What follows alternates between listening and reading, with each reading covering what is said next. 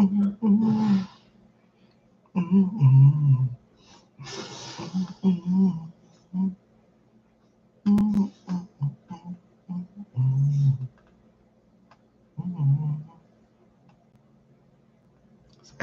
I don't even pop up.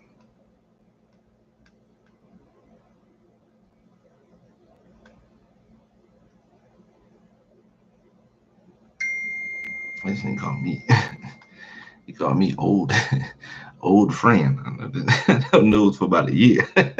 Knows funny as shit. You trolling the shit out of people, but you still a funny motherfucker though.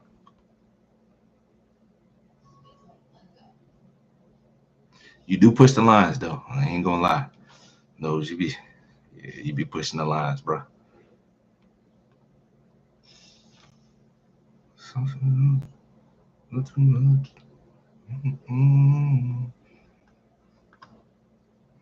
I mean, that's why it was funny, cause nigga, I know. What the fuck?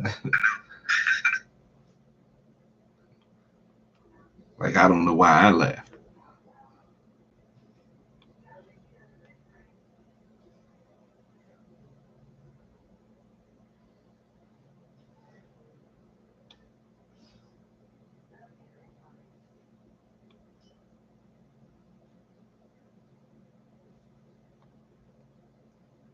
This shit won't pop up either, so I won't be following shit.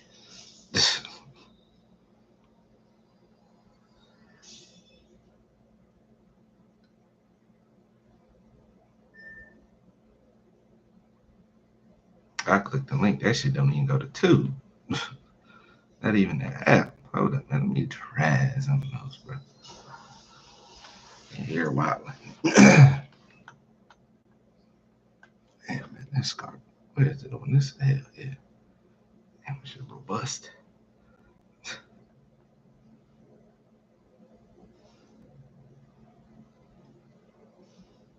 That shit don't ever go to the app. What is you doing going to something else?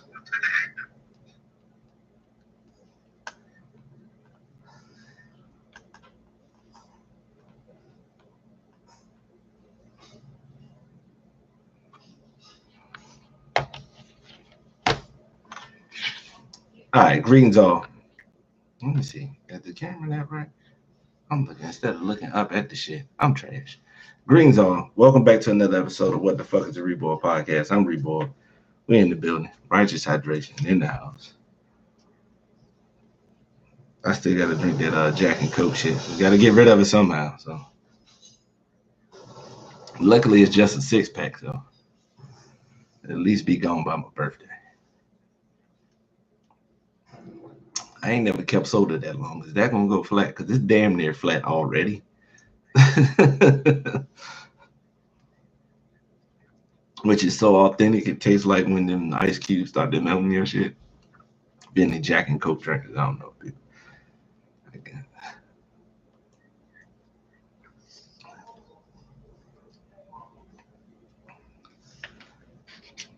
I don't know if that's I don't know many black people who do drink that. So is that just a rootin' tootin' white boy type of beverage? How y'all doing? I'm chilling. Things are going okay. My people's is good. Everything. All right. You read the title. You know what it is. That's Super Bowl yesterday. Kermit.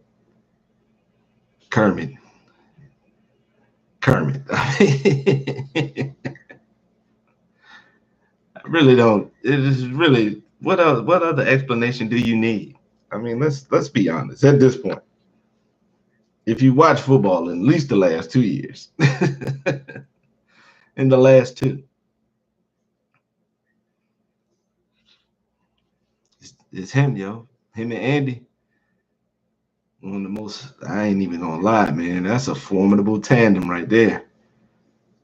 I already put him on par with Belichick and Brady because shit, Belichick always had a defense. Kermit just really got a defense this past season. It was yeah, so I mean it's crazy. Like they were doing it without both sides. Like that's what complimented Brady and Belichick so well. that Belichick was already like a, he's already a mastermind at defense. All you got to do is look at the Patriots numbers since he's been coaching. There's not a lot of ass seasons from the defense, not at all. So, but Kermit, man, I mean, fuck. I mean, the guy's good. I ain't gonna lie. There's not a lot of perfect players. No. That's Patrick, aka Kermit the quarterback, aka Kermit the half-bred quarterback, aka the mixed gun slinger.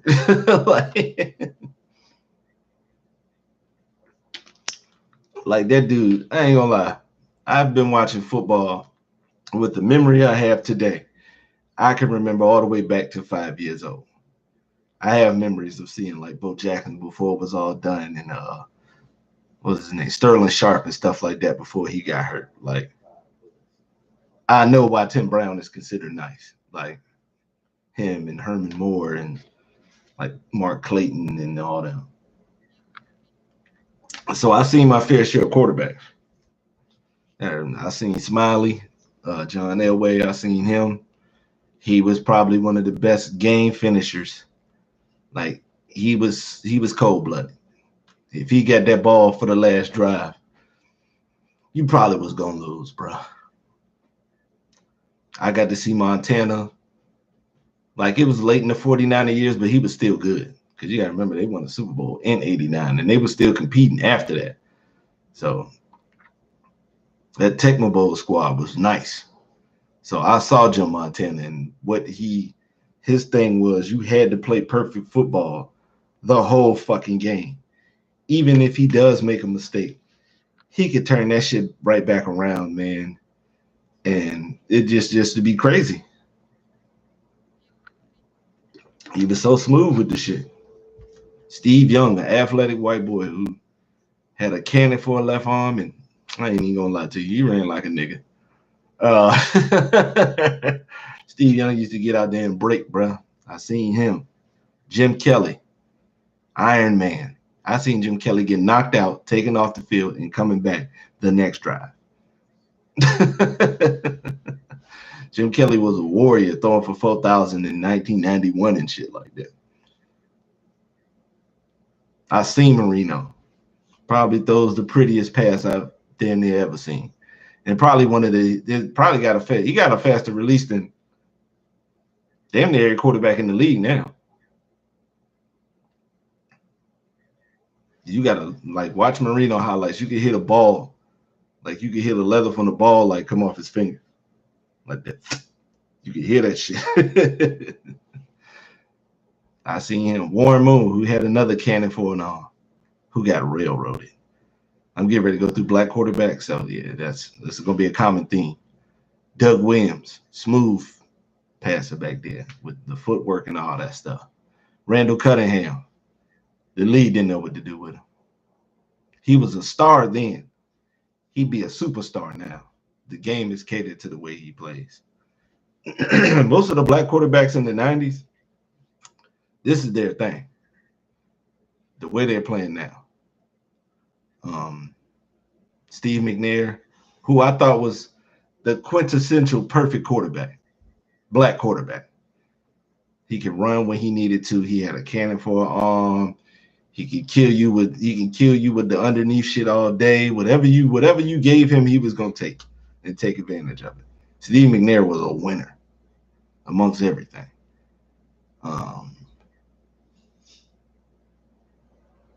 Yeah, just like, you know what I'm saying? Yeah, he was throwing for 5,000. Yeah. Marino threw for 5,000 at 84. Yeah, I want to say like 83 or 84. Marino threw 5,000. I seen giant head ass Peyton Manning come in and make the quarterback a cerebral position like Kobe Bryant, to be obsessive with trying to not just be better than your opponent, beat your opponent, destroy your opponent. I seen his brother come in thinking he was a retard and was still getting wins. Oops, I'm sorry. Thinking he was special needs and was still getting touchdowns.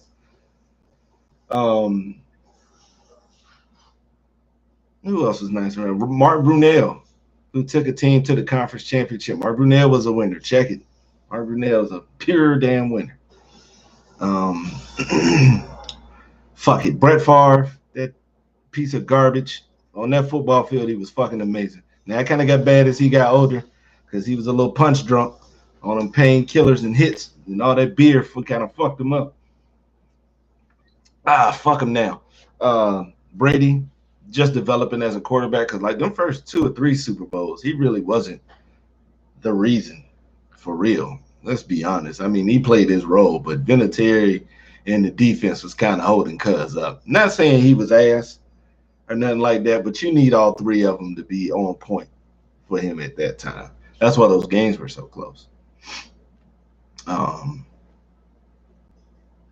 Vic, say what you want about Michael Vick. He electrified the whole league. And for the first time, he was kind of like Allen Iverson, like a 90s, 2000s nigga is in the league. This ain't no old school nigga and nothing like that. This is smoking weed in the trap nigga like that. You know what I'm saying? This ain't gonna be no cocaine at the discotheque. Those are the different kind of niggas. This is a different nigga here. I hope you niggas from Atlanta don't think he's yours now. Don't no. Just because he just because he did his thing in y'all city, cool. All right, we'll give you that. And he represented the team properly. That nigga from Newport News. I don't want to hear that shit. I know y'all we got love for him too out here. Damn that. Yeah, that shit. Y'all don't get to take what's ours just because y'all got more people. Fuck that. Anybody, because I'm pretty sure it's motherfuckers from anywhere. That's your people. They from your set. You watch that shit. But other quarterbacks like Lamar's probably like one of the most perfect running quarterbacks. McNabb before he stopped running the ball.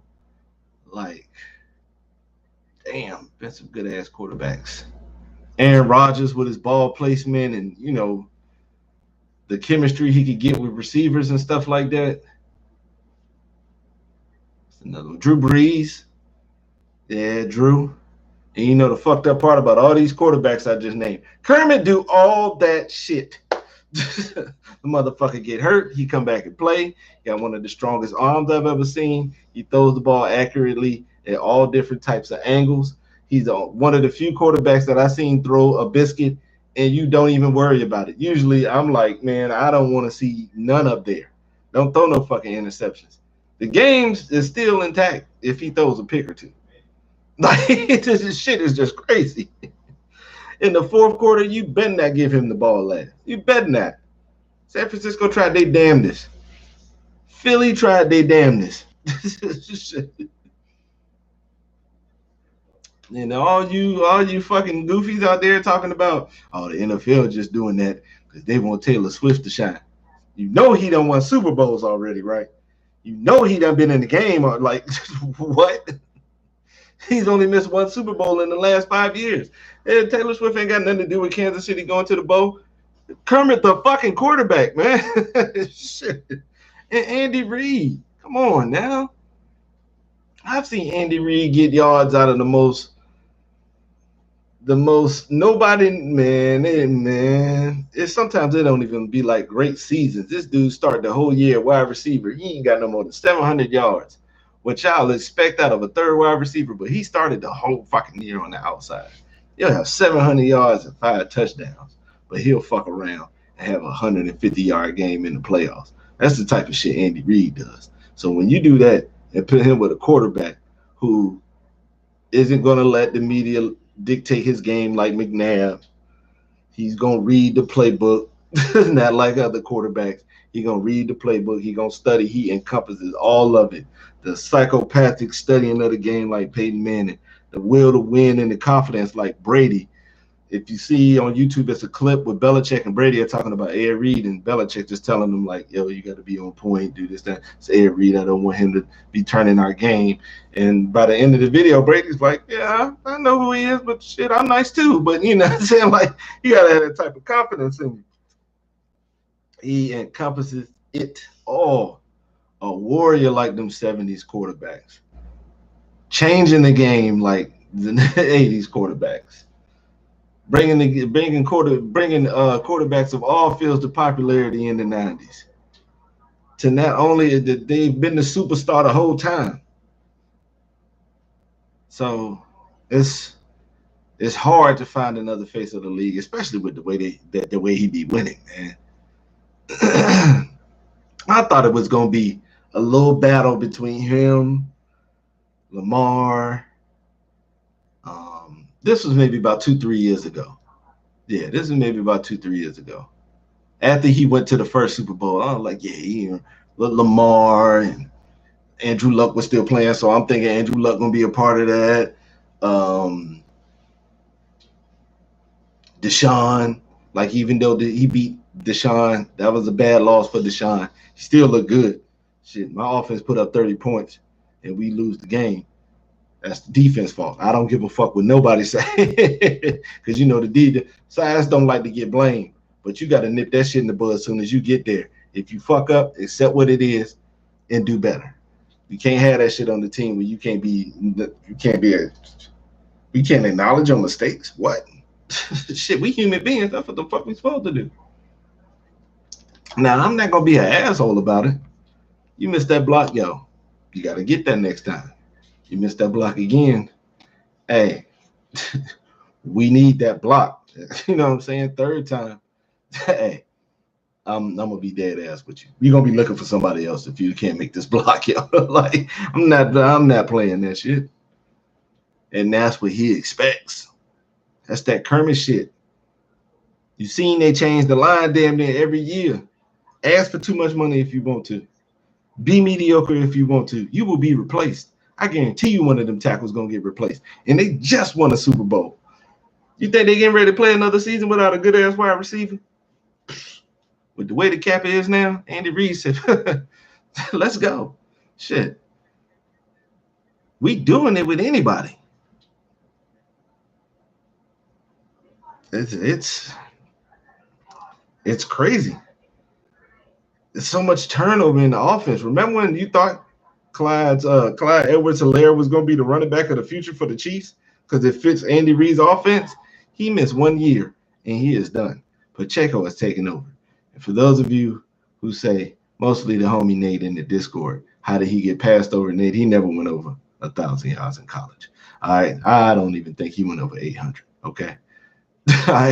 He was averaging like less than 4.5 yards a carry. Like it takes a genius like Andy Reid. That's why he's one of the best in the league when it comes to that coaching shit, because he finds the diamonds in the rough. I didn't watch Pacheco play in college because I don't give a fuck about Rutgers, right? You know what I'm saying? Like, Rutgers is not doing shit. At a time they were competing, and you knew who the players were.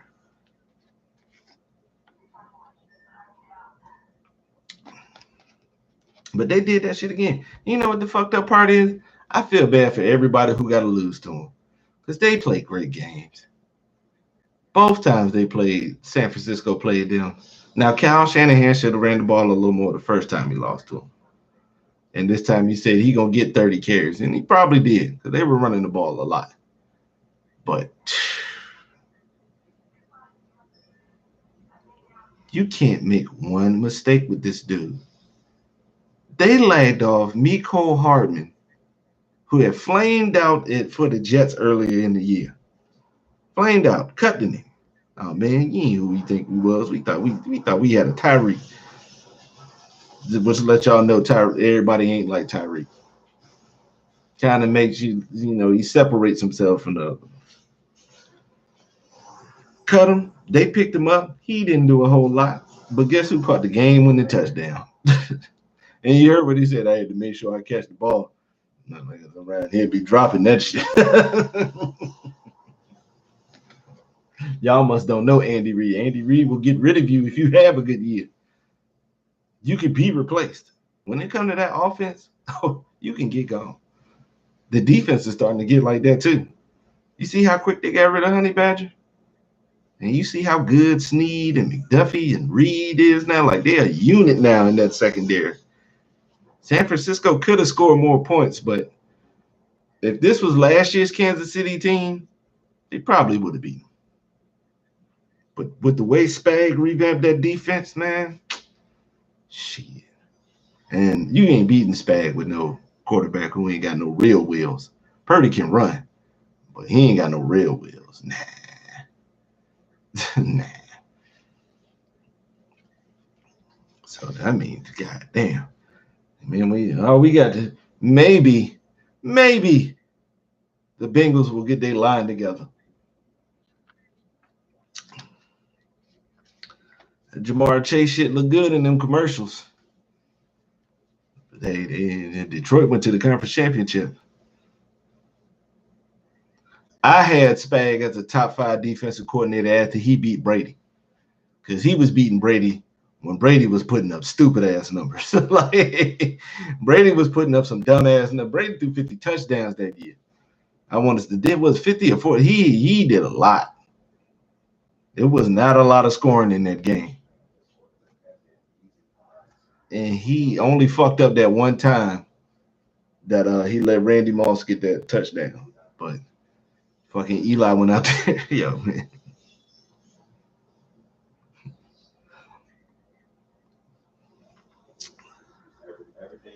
Oh yeah, I mean, well, what you call it is one of the gods.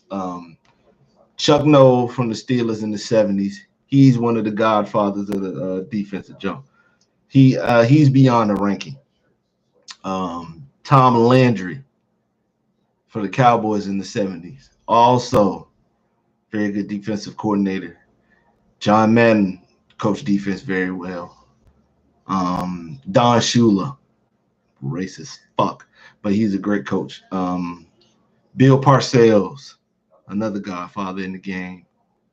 I'm gonna give Bill Walsh his props too. He's more known for being the West Coast offense guy and changing the game. Bill Walsh is kind of like a dad to Andy Reid. And them defenses work good. You come more to the 90s, you got your Wade Phillips. Wade Phillips was always good. Belichick was always good. Schottenheimer, Dan Reeves,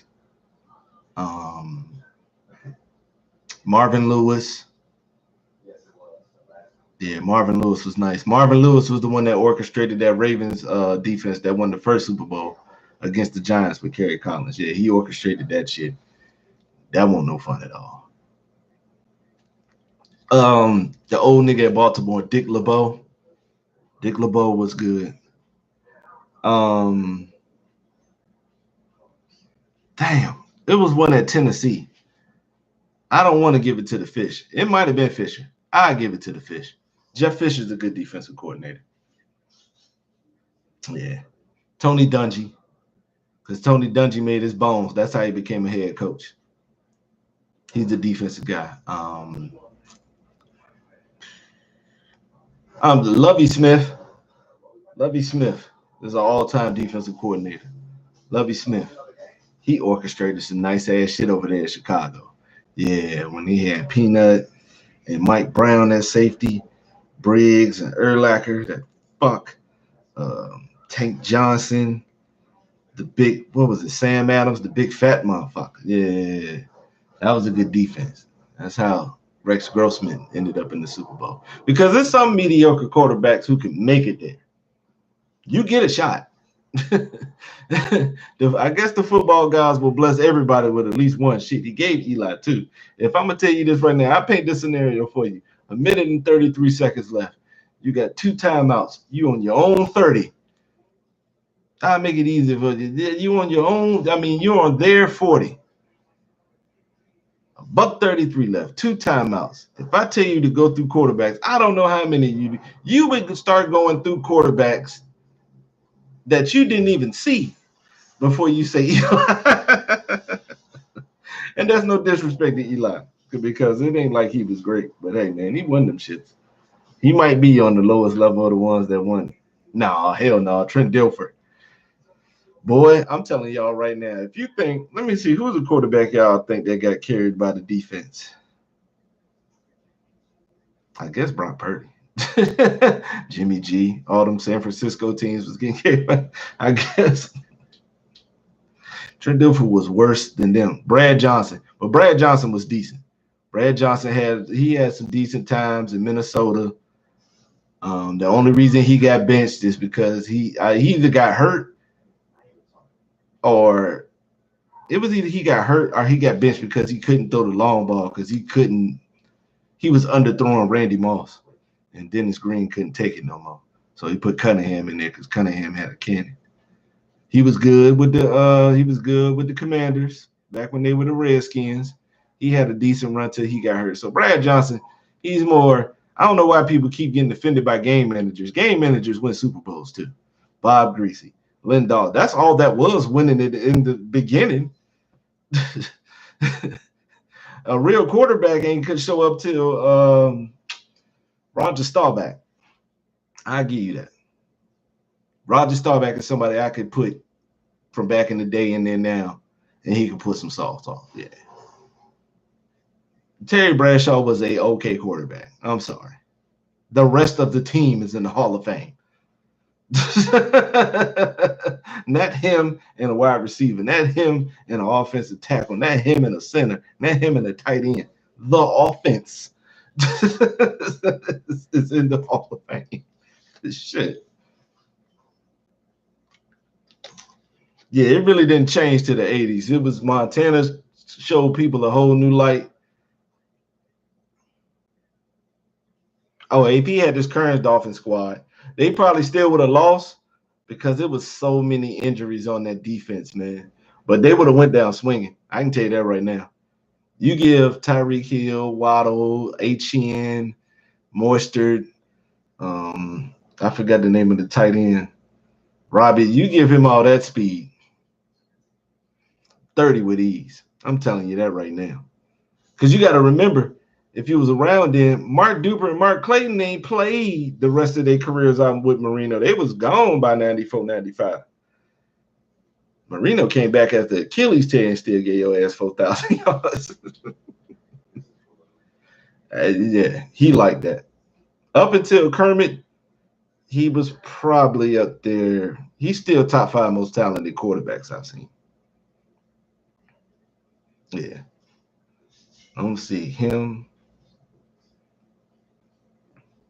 I got to put it's like him, Vic, Randall Cunningham, Kermit, so Marino, Elway, Vic, Kermit, Randall Cunningham. Yeah, that's about it. And there's so many more. Lamar, McNair could run, Russell. There's been a lot. There's been some talented ones. I put what you call it up there. People will probably laugh. Carson Wentz. As far as talent goes, yeah, it wasn't nothing he couldn't do. Them injuries fucked him up though. Andrew Luck. You know what? Take Cunningham out of there. Andrew Luck.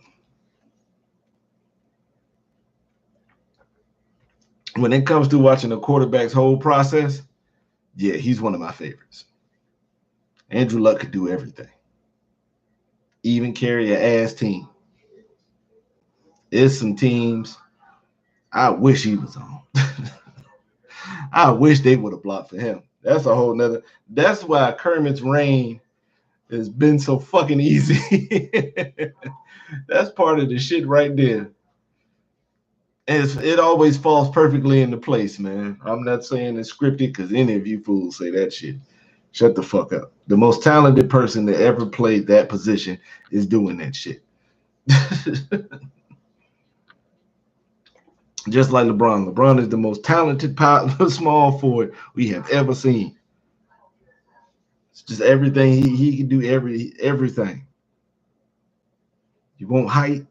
Nigga been 6'9" since high school. You want weight? 230 since high school. You want athleticism?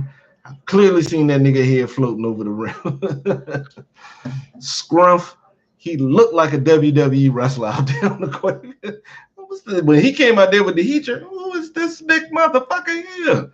Shit. That is what's happening with Kermit. And some situations just happen to pan out, but that shit just go down like that. It ain't LeBron's fault that the East got ass. The East got real bad all of a sudden. I don't know what happened. The East got real bad. Right after Garnett and them got old. As soon as they went to Brooklyn, that was it. Like, after they didn't do that last shit with Boston, that was it for them. They was old. The Hawks ain't had no star.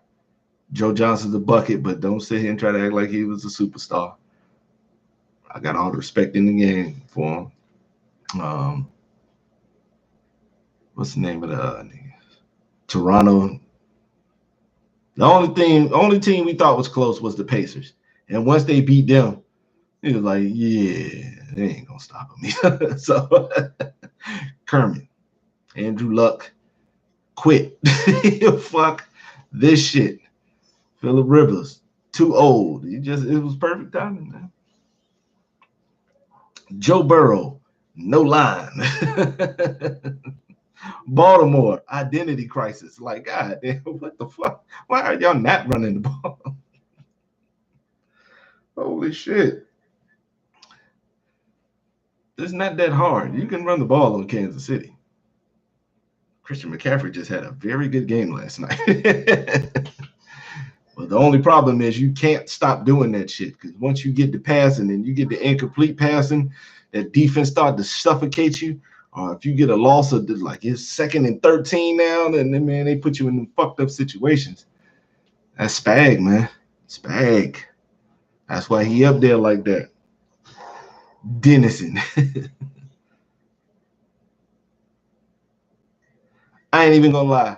I'm with you, Dennison, but don't stress yourself out for it, because you know they're not gonna do it. As long as you know in your heart that that shit still works, and you have proof that it still works, you good, bro. You ain't gotta infuriate us. You don't have to infuriate yourself with what's going on with what you're a fan of, because you know you're right, and it's proven that you're right.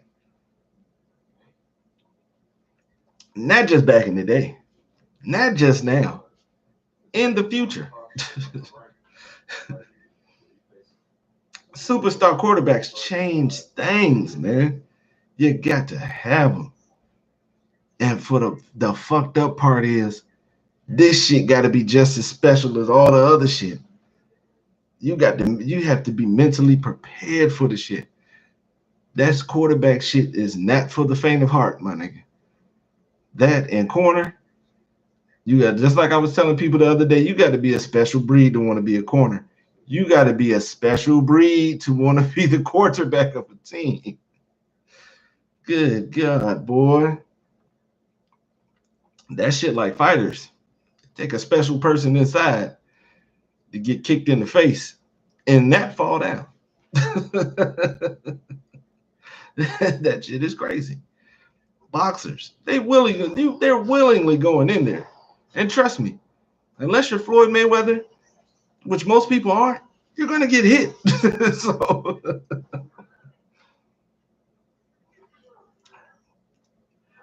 and you can't argue when somebody has mastered the quarterback position like Kermit has. It's crazy. 35 years of football, man. I ain't seen shit like it, man. That's why when people be saying he a GOAT, you have to believe it, because he's already ahead of schedule. He's already past Brady at the same point. If you stack up his first, 6 or 7 years or whatever he got against Brady 6 or 7, I think they damn near neck and neck. I think he has more MVPs than him. I think he has more Super Bowl MVPs than him, like at the same stage. So I can't argue that. Me and the homie Prince was talking about this past summer, and I said, yeah, man, it's tough for me to argue. I have no complaints from no side, not even the black side, because as a black person, well, I'm gonna just say as a black dude, we want our black quarterbacks to run unless we know they can. We knew Brian Leftwich was slow. We knew he couldn't run like that. We knew Dante Culpepper, big ass, won't gonna be running all the time like that. That was a hefty fuck. We knew Jamarcus Russell won't gonna do no damn running. That's fat fuck. But ones that we know can do it, and they don't, you be like, All you got to do is just run it, get this 8 yards, and just slide down and get right back the fuck up. It's an easy play. It's damn near like taking the knee sometimes with how athletic. Did you see how Kermit got them on the RPO? He damn near got the cameraman. You could literally see 49ers defenders looking at Pacheco while he's running up the field. He got them. It's because it's Kermit. That heard the Tasmanian Devil Pacheco be running so hard, you got to pay attention to him. But then you can't forget this motherfucker. But he makes the game so difficult for everybody, man. Everybody got to be on point. Fuck. The only problem I have with the legacy is that he's in my division. Like I told Black Ass Slide last night. It's the only problem I have with him. I sure wish he was. I don't even mind the AFC. Put his ass on the Bills or something like that. Because I think, Kansas City won't. They was, they had a couple competitive years, but no years I thought they was going to win it. Because, Montana was old by the time he got there. He still had some in him, but Kansas City wasn't as talented. So, I think Buffalo deserves one. They've been through enough heartache. That's the fucked up part. Josh Allen be playing the best games of his career against this dude. Can't beat him. There's been two motherfuckers who've kept him from his destiny twice. Kept him from his destiny. I think Brady beat him in the AFC title game, and I said he ain't gonna lose this. I said the Patriots will not be back. Because they barely got by him on that one. And I was like, yeah, he not gonna let that happen. That's why Brady went to another team, because he knew what was on the horizon. He was like, oh fuck. I'm gonna have to get some more talent that they're not gonna do over in New England. They're not gonna spend that bread. I gotta get some. And Joe Cool, it'd be a little different now, because I ain't gonna lie. Joe, I don't know. He can do it, because they didn't have no line the last time they beat him. So it can be done. Joe Cool is a motherfucker. But that Andy Reid shit too, man. You got to start, like, he done pulled off now. Because before then, he was kind of like the standard to me for offensive geniuses. Because he been putting points on the board since like the late 90s and stuff. You know what I'm saying? Like, that's a long time. That's when some of y'all were born. Some of y'all was still spermed.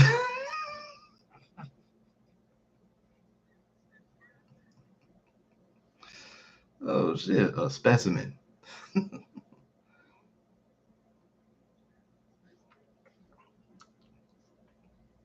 So when he drafted him, I was like, my ears perked up. I said, oh shit. And then they started showing the highlights, and I was like, how the fuck did y'all let him fall that far? You've let less talented quarterbacks from the Big 12 do shit like that.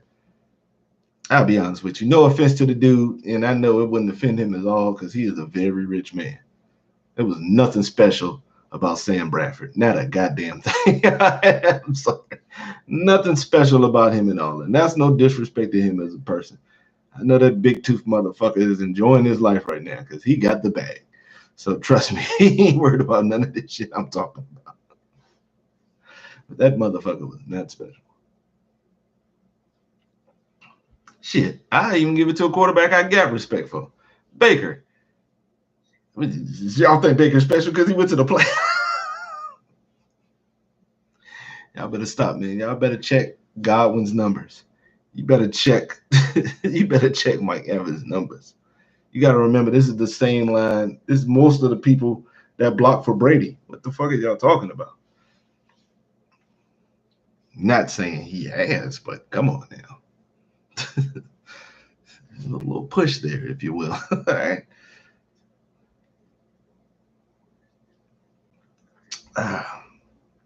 And on top of all that pageantry that was going on with the fucking game itself, because I think for me personally, it's a top 5 Super Bowl I ever watched. I just knew the shit was going to turn up in the second half. I just knew it was. Because Kermit was down. I said, this shit getting ready to be a battle.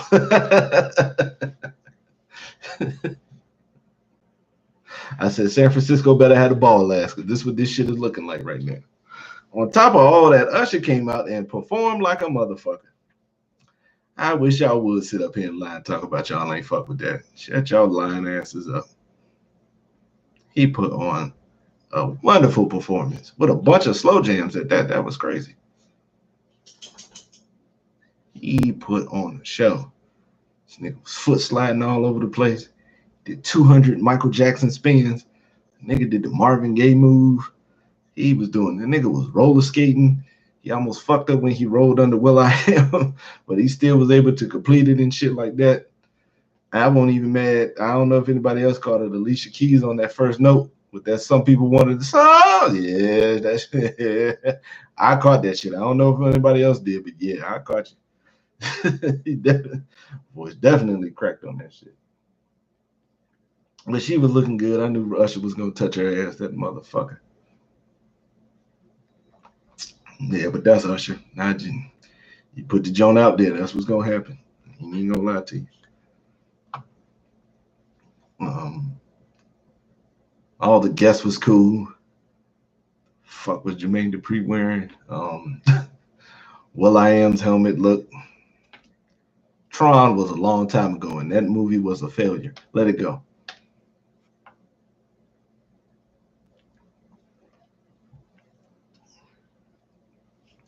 It was cool to see Lil Jon out there. That motherfucker got thin, didn't he? Yeah, Lil Jon. But he's short, so he looked small while they was hoisting the shit out of him across the crowd and shit like that.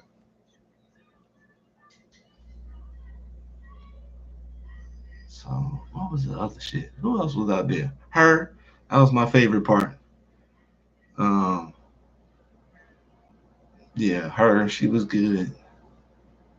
Luda came out there. My mom's was hyped about that. Ludacris, one of her favorite rappers. Text me for that part.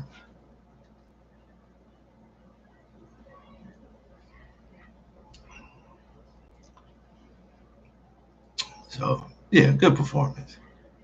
And I already put it out there. I'm putting it out in the universe now.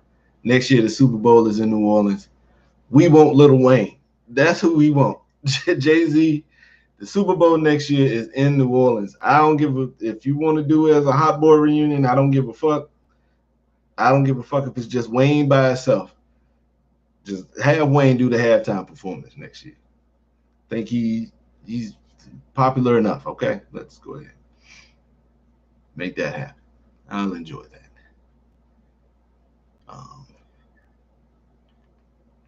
Good show too. Shout out to Usher, man. Usher been performing for a long time.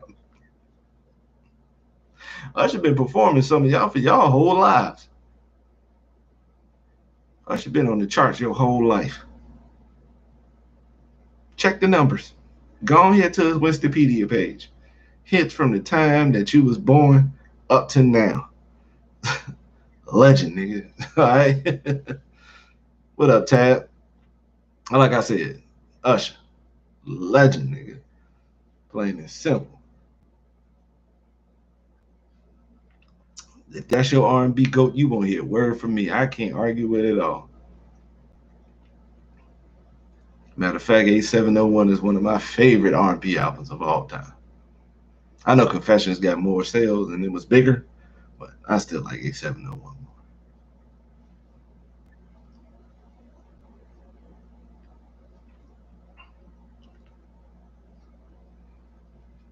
Now people, like people giving a fuck about the halftime show. It's pretty cool.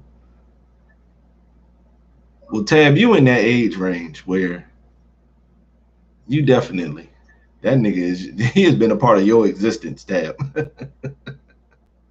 Some of y'all is, yeah, like I said, 30 years. Still in the light.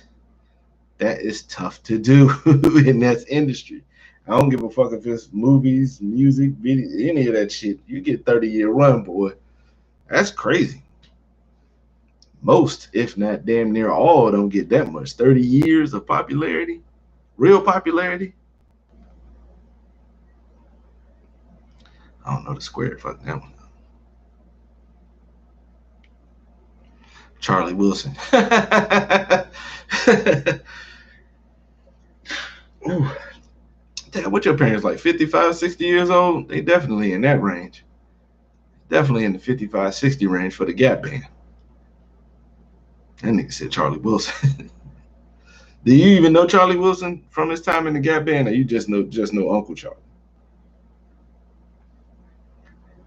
Because it really, I mean, either way, he's still relevant. He really did take up that shit. Because some people, after a while, they start getting R&B junks to sing on choruses that couldn't sing, bruh, and the shit just don't have the same feeling when they can't sing. So they bring out Uncle Charlie Wilson, man. Rest in peace, Nate Dogg, man. That's why they brought him out there, man. The Balladeers. But I'm looking forward to it. I've always loved the Super Bowl halftime show. I don't give a fuck who they put out there. YouTube. What's the name of the motherfuckers out there? The Rolling Stones. I don't give a fuck who they put out there. It ain't too many artists they gonna put up there. I'm gonna be like, man, no. Nah, it ain't gonna be too many. Man. Put them all out there. I don't give a fuck. I hope Aubrey can get a shot. Because they're gonna put a lot of rappers up there. Now I hope Aubrey get a shot. That's mine. I don't hear. The Weeknd shit, his shit was cool. Riri was just big pregnant. That's all that was. Riri shit would have been better if she won. Y'all saw how big her belly was, man. Cut her a break. What y'all thought she was just gonna be out there dancing like that? She got a whole human being in her.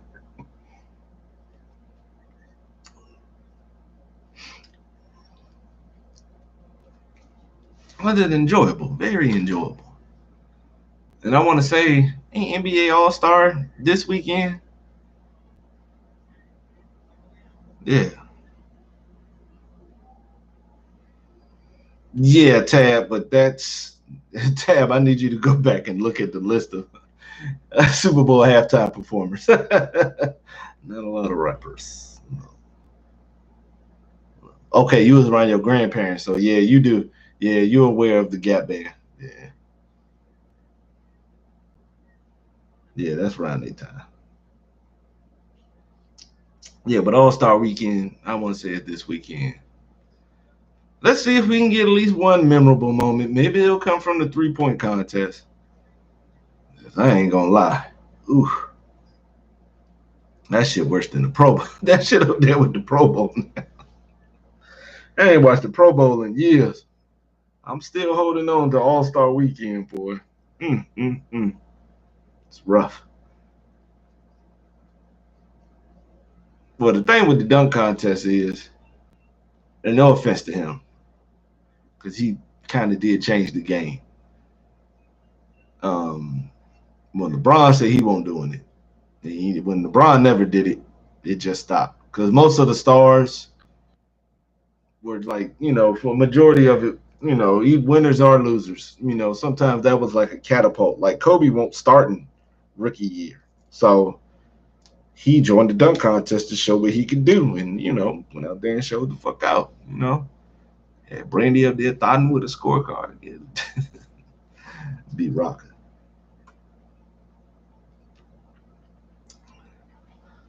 But yeah, that was like a springboard for a lot of them. Like bring you into the limelight because most people don't watch college basketball. Like once Magic and Bird got in the league, it kind of flipped over. Because people used to watch more college basketball than they did NBA. But when Magic and Bird came in, they flipped the whole shit over. And most people will. It's probably somebody in here I know that probably don't watch no college at all. And I'm talking about no college as far as the jump just loose. Yeah, I thought this shit was some.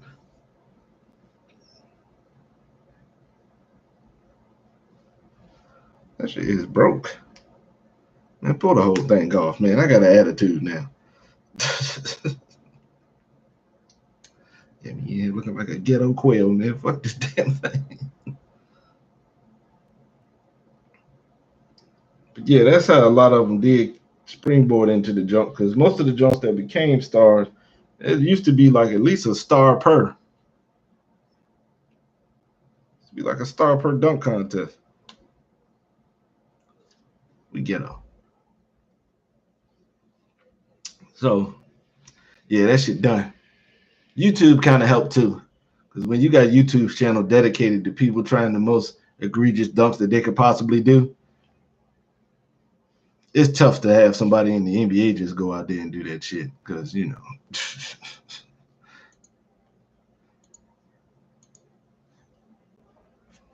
that shit kind of crazy. Some of the stuff they done came up with what's the name? Team Flight Brothers. They be putting crazy shit up there. Motherfucker just dunking everything. Yeah, that's because you can easily see dunks better than that instantly. Like it's not gonna take you a whole 30 seconds to find dunks you've never seen before.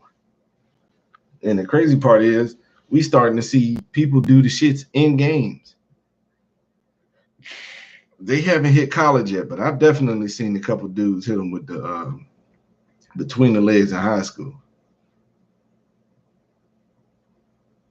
Like they wilding now. Y'all remember that last Olympics when DeRozan tried the 360 on someone? This nigga thought he really was gonna jump in the air like that and complete the dunk. Yeah, we got the Olympics this summer. Wow. Should get ready to be crazy.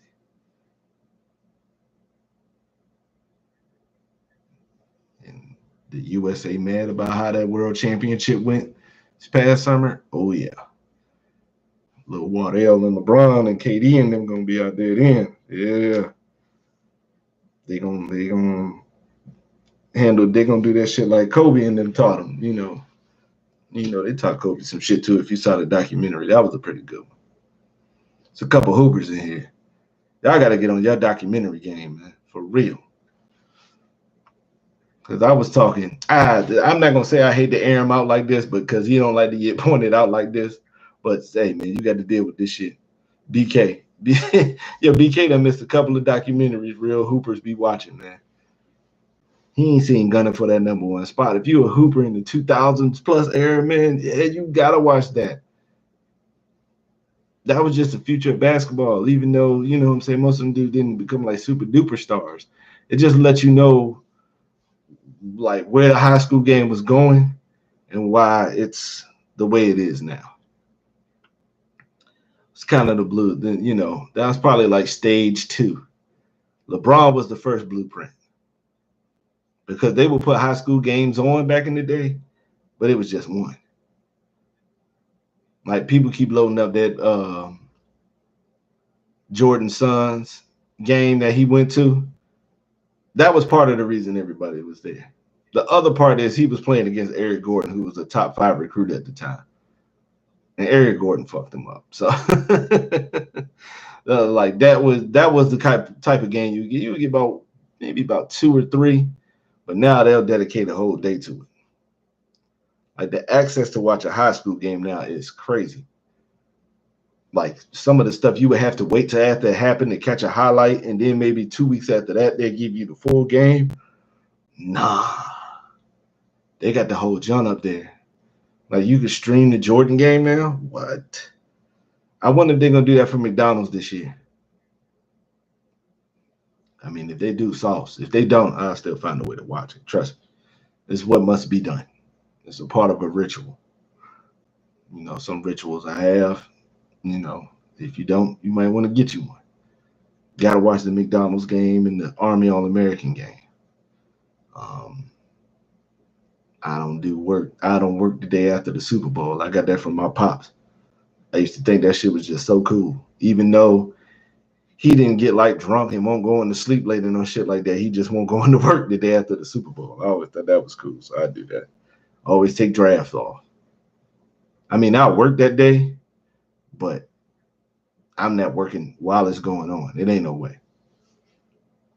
Neither one of them. NBA or NFL.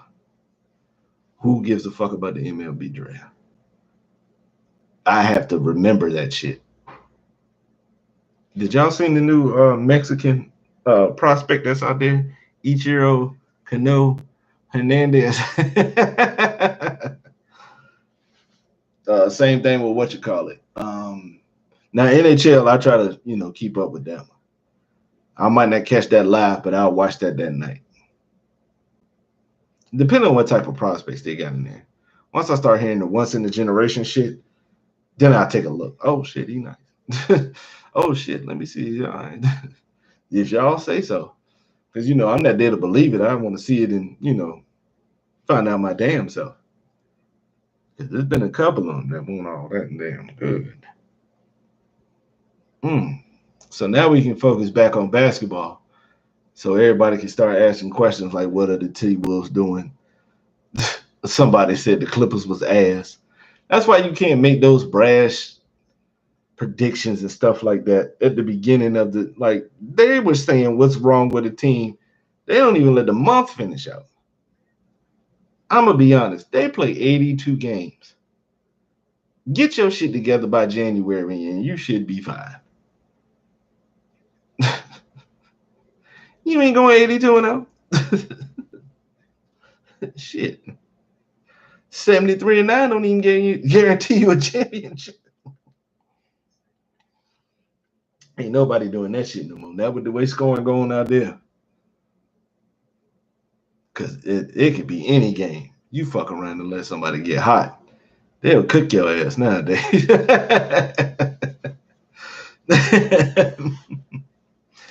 You slack off on the wrong person if you want to, boy. You going to get fucked up. Unfortunately, Tab, yes, I do. It's the god-awful Charlotte Hornets. In 2014, one of my best friends, Tito, a.k.a. T-Dog, led me to an ultimatum. He said, you're not going to be sitting here watching me stressing about these Bulls games. I know Garnett your dude, but he gone. I need you to root for a team. I respected his statement, so I picked Charlotte. They was close. I used to like them when I was younger. I liked the colors because they was going back to the Hornets. It was just all fitting in nicely. But then I just saw how Michael Jordan was drafting, and I just knew.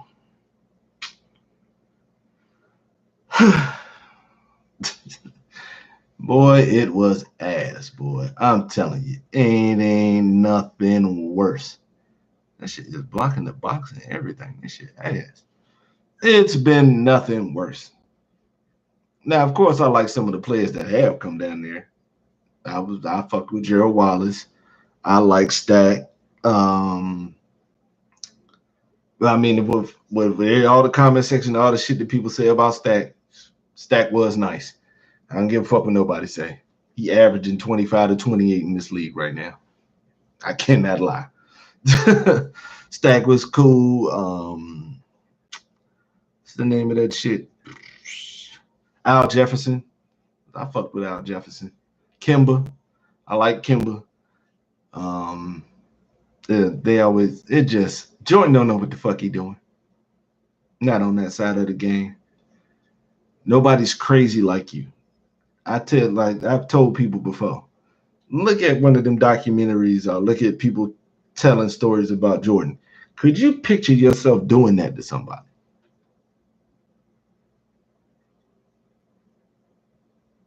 Some things I can, some things I can't. One thing, the no sleeping. Like, come on, man. He was literally not getting a wink of shut eye, my nigga. Up the whole day. 30. And I don't mean 30 on one of his prime years. He averaged 30 for his career. Y'all better go back and see how many games that dude played and was able to maintain 30 while shooting damn near 50% from the field. Y'all better know what it is.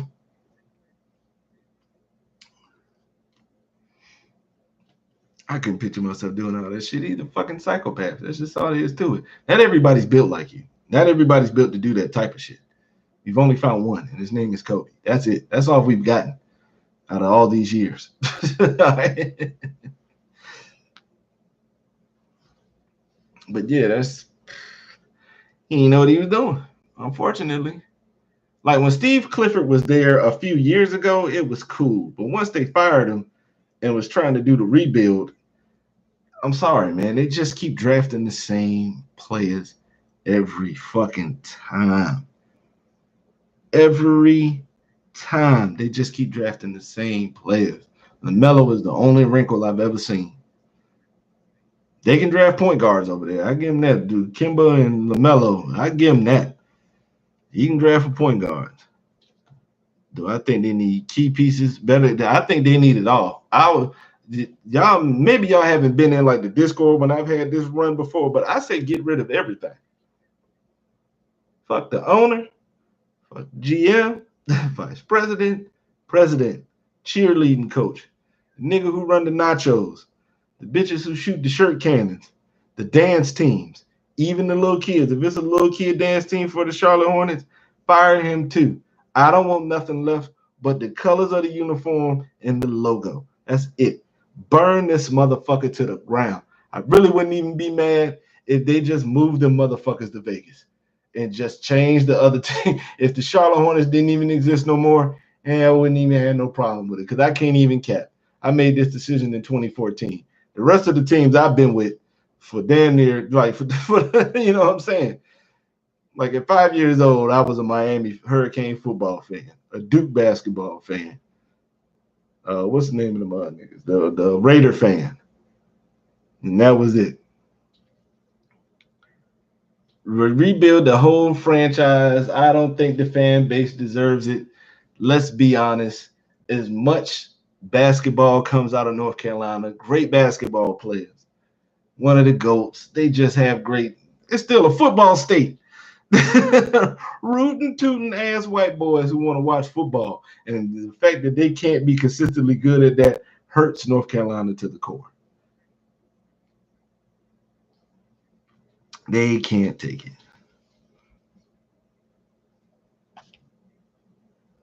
Oh, yeah. I ain't even gonna lie. Being a Hurricanes fan, it just got bad a couple of years ago. Maybe about a decade ago when it started. Like I said, I really wouldn't even be worried about the Hornets for real, for real. I really don't care. The rest of the teams, the only thing I'm waiting for is a championship for the Raiders. That's the only thing I don't have up there. Duke basketball has been a blessing. Miami has done everything they could. Shout out to the Tigers because Miguel Cabrera is one of my favorite baseball players, so I root for them. Steven Strasburg was one of my favorite pitchers, and I root for the Nationals. Ovechkin's my favorite hockey player, so I've been rooting for the Caps that whole time. So yeah, everybody's got it. Garnett got a chip. I really don't give a fuck what the team do. My favorite fucking player got a championship. That's it. All they really do care about is the college basketball. That's it. They really don't care about the pro jump for real like that. It's hard. Most of that stuff down there in the South is a religion. And bringing something that you'd be like, why ain't no team in this state? Because it's not going to work. They've tried it. They've been there. They don't give a fuck. Some places are just college towns.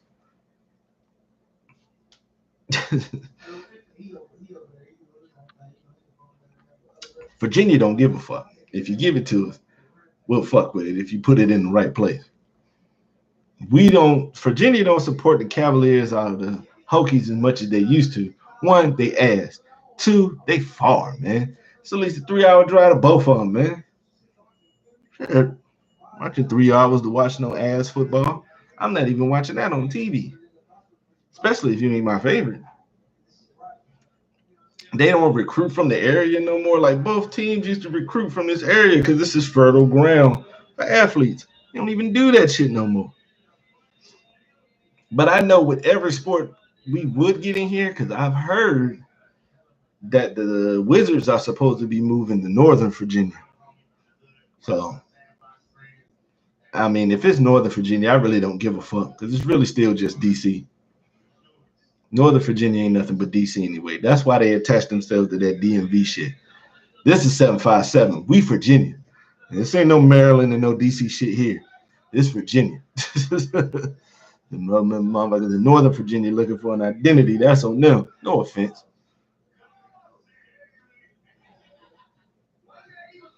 Boy, they wish they could be the 7-5 all day.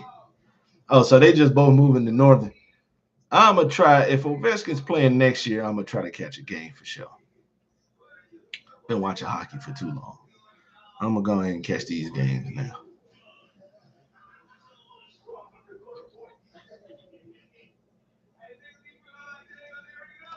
It would be nice. It would be nice. Because it ain't like people don't come out to stuff out here. Wrestling sells out here a lot. Even been like during the Monday night, like even before the Monday night wars, like WCW killed over in Norfolk. This was fertile ground back then. I mean, always. They love coming out here. We love wrestling down here. It's country as fuck. I don't know why the fuck they keep thinking that this ain't the South, boy. When we show our identity every time, shit. Argue about NASCAR over here. Argue about NASCAR over here. Your ass will think you in Chattanooga. I'm gonna think you in the deep, the deep sweet of Mississippi, Arkansas, Alabama. I'm telling you, that's the only thing I fight for Virginia. We can't drive for shit. We make good producers, but I can tell you that right now, boy. This is the South. Like I don't give a fuck. Just because you may see a nigga with shorts and Timbs out here does not make this. No, this is the South, nigga. All right. It's a pig factory less than an hour away from me. So a slaughterhouse less than an hour away from me. It will take me 30 minutes right now to find a fucking cotton field. This is the fucking South.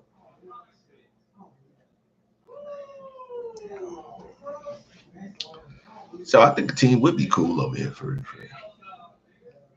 it would never be football. Because that's what this is. This is a football play. This is a football town for sure. Football town for sure. Do you know how many fan bases would be between Pittsburgh, Washington, and Dallas? Them fan bases are going, and Baltimore Ravens. They are going to take a dent if Virginia ever got their own football team. they losing like 10%. They gonna notice them numbers. Fuck that. So I don't think they ever will put one here. Football wise, now baseball I think would be a good move. Cause how much baseball is it in the South? It ain't no team in the Carolinas.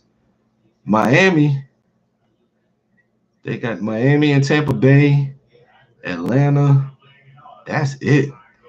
God damn. And I know country motherfuckers play baseball because it's always a superstar or two coming in from there. I guarantee you right now, look at the top 5 at each position. You'll find a rootin' tootin' ass white boy from somewhere over there, South Carolina or some shit. Are here. It was a time that we were putting in prospects. Ain't Chipper Jones from here? I want to say Chipper Jones, the Upton brothers.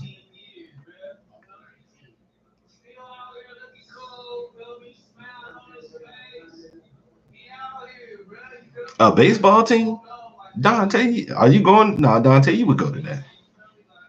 I think I got a feeling you would go to that. Go to a game, enjoy it. I would too. I'm getting in that vibe now. Well, I want to do that. I think they will support baseball more than a professional basketball team. Because the college baseball teams ain't that good. Oh, word, you love baseball? Okay. I ain't gonna test your knowledge because everybody ain't political, but not as heavy as I used to be into it, but I still fuck with it. I love that the backs won. Love that the Diamondbacks won. Love that. Can't wait for it to come back up. They got the Shogun Assassins over there and the Dodgers, see what they're gonna do. But as a little dude once told me, the Dodgers gonna dodge her, so I want to see if it go down like that. Blake Snell is still a free agent. I don't know what he won't ass like that last year. Somebody need to pick him up.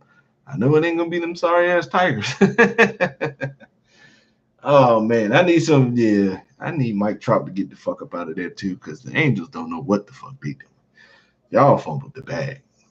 When you got the best player in the league, man, you can't be fumbling the bag like that. Excuse me. even like when the team ain't really all that, like, when LeBron first went to the finals, the team wasn't really all that great, not as good as teams as he put in afterwards. The best usually gonna find a way to sniff a championship. Shaq made a championship in like his third year. So, they find a way. And in baseball, I don't even think Ken Griffey made it to a World Series. Now, Barry did. I think Barry got one ring. Maybe one, maybe two. But for the most part, no. Sometimes the best pitchers do be winning. Pedro got some rings. Randy Johnson got some rings. Maddox got a ring.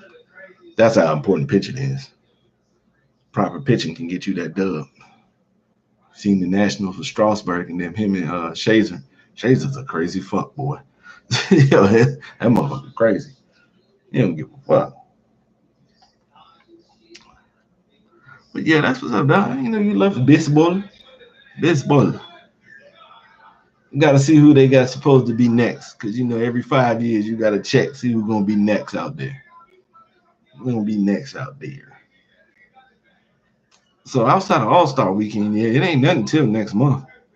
Just getting into the swing, getting right before the playoffs and right before March Madness. I'm going to warn y'all right now. I don't give a fuck what Duke does. Don't come to me talking about no damn Duke, all right?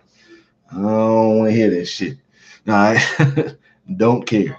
I'll only accept it from political because we got a nice little friendly rivalry going on. That's pretty cool, man.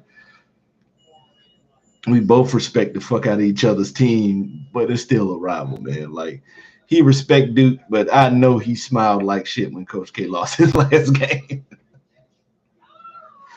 Just like I smiled like shit when they lost the championship.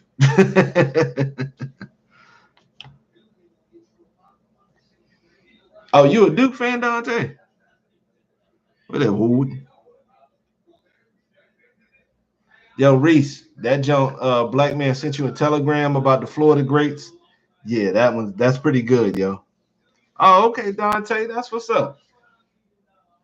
You know what I never understood? And this, I would ask this question. Yeah, me too. My pops, he was a Miami Hurricane basketball joke. This what I never understood. Could somebody please tell me why Duke is still hated? I can understand in the 90s with the Christian Laettner and the JJ Redick and shit like that. I understand that. Why do people still hate him? Is it just a part for the, is it just a thing? Because I understood it in the 90s because Duke was corny. All right, I ain't even gonna lie to you. Grant Hill wasn't corny, but Christian Laettner was corny. Bobby Hurley was corny. Most of the other players were. So, but Grant Hill was the coolest that we had, and that was it. So I understand the hate. When the Duke starting 5-4 with Jahlil Okafor and Tyus Jones and them cut it, Grayson Allen came off the bench. You only hate them when they do bullshit and they winning. Grayson Allen ain't do no winning. Matter of fact, he cost us a championship. It was the year Marvin Bagley was there, dominating. I think damn near player of the year type numbers. He was killing Kansas. I've said this before. Coach K kept feeding that dude. Coach K has sold himself a lot. In the last floating years, oh yeah, he was selling himself tremendously. But Dante, you came in at a good time. Because Dante, you can't be no more than what, 26, 27, if that. So you don't know nothing about them horrible ass Cherokee Parks years. 25. Hell no, you don't know shit about the Josh McRoberts years. Because it will always be Duke really didn't get a nigga on the team till Dante Jones. That was the first nigga in Duke, and I want to say that was in 2001. And he had to beg to get in there because they weren't going to let him in there because he had a tattoo because Duke players didn't have tattoos. The Duke starting 5 with Jahlil and them was the first year Coach K let players have hair. Outside of that, them niggas used to shave it all off. Cal Singler had a great mop of hair before he got to Duke. And cut that shit off, and then he looked like a drill sergeant. He took the swag out of that boy. Now, I'm not one of them delusional fans who want every recruit. If you don't fit, Go on, man. We don't need that shit out there. You gonna fuck the team up sooner or later. Oh, okay. JJ, Virginia boy. Shout out to Roanoke. Not Roanoke. Roanoke. Shout out to him. Because they be trying to make it seem like he was on bullshit. They only let Chris Paul get away with the bullshit he was doing because JJ Redick was the white boy. Bullshit is bullshit on both sides. They was both on some fuck shit. Y'all don't remember when Chris Paul punched Julius Hodge in the nuts, do y'all? I mean, they always on some bullshit. I know who. I know what white boy ain't gonna be on no bullshit. Cooper Flag. I'm gonna leave that right now. That's it. Duke has filled the quota for me so much. I don't even expect the championship. I don't give a fuck. I really like the recruits that's coming in next year, and I like that team. Yeah, they was really hating. It was a good time. I was just telling my homeboy that was my favorite year of basketball from like, especially the NBA from like 2003 to like 2010. That era was so crazy. I just watched the 2001 All-Star game. Reese, you remember the one that went down to the wire and then Marbury and AI took over the jump? Crazy. If you get a chance, please watch that jump on YouTube. They got the whole game on YouTube. Crazy.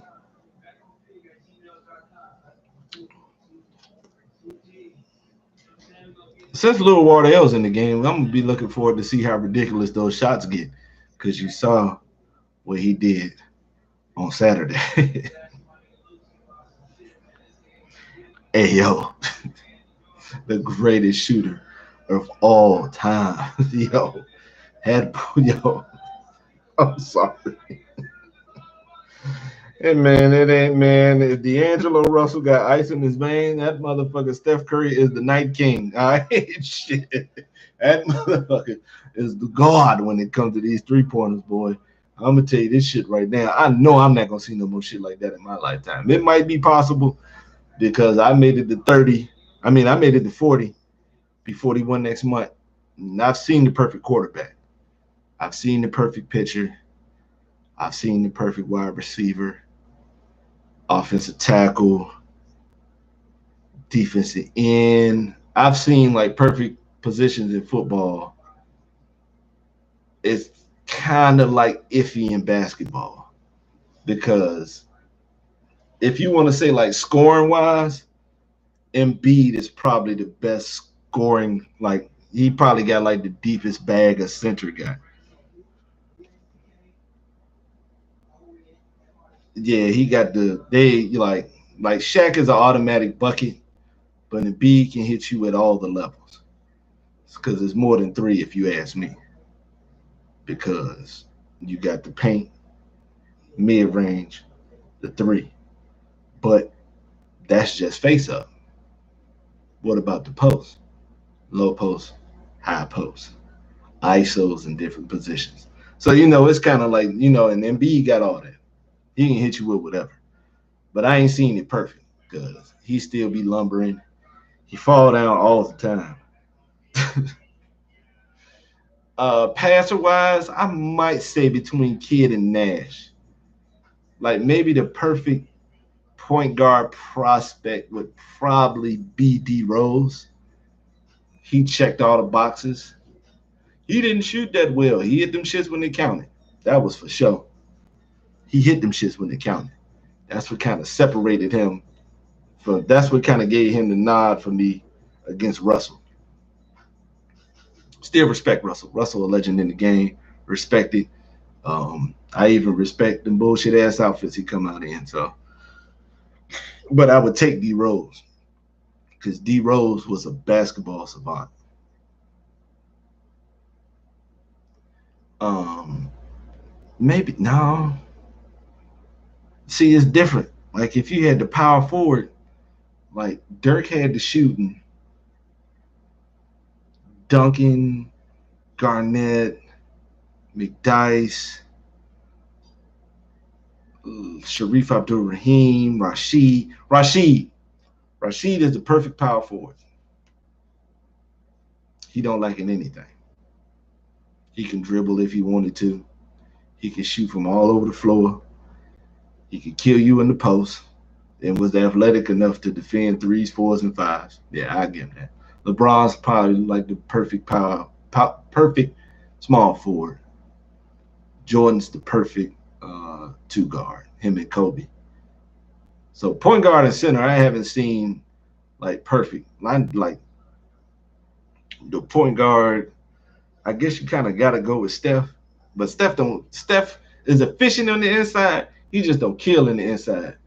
So like if he was able to finish like Baron Davis or some shit like that, then he would be perfect.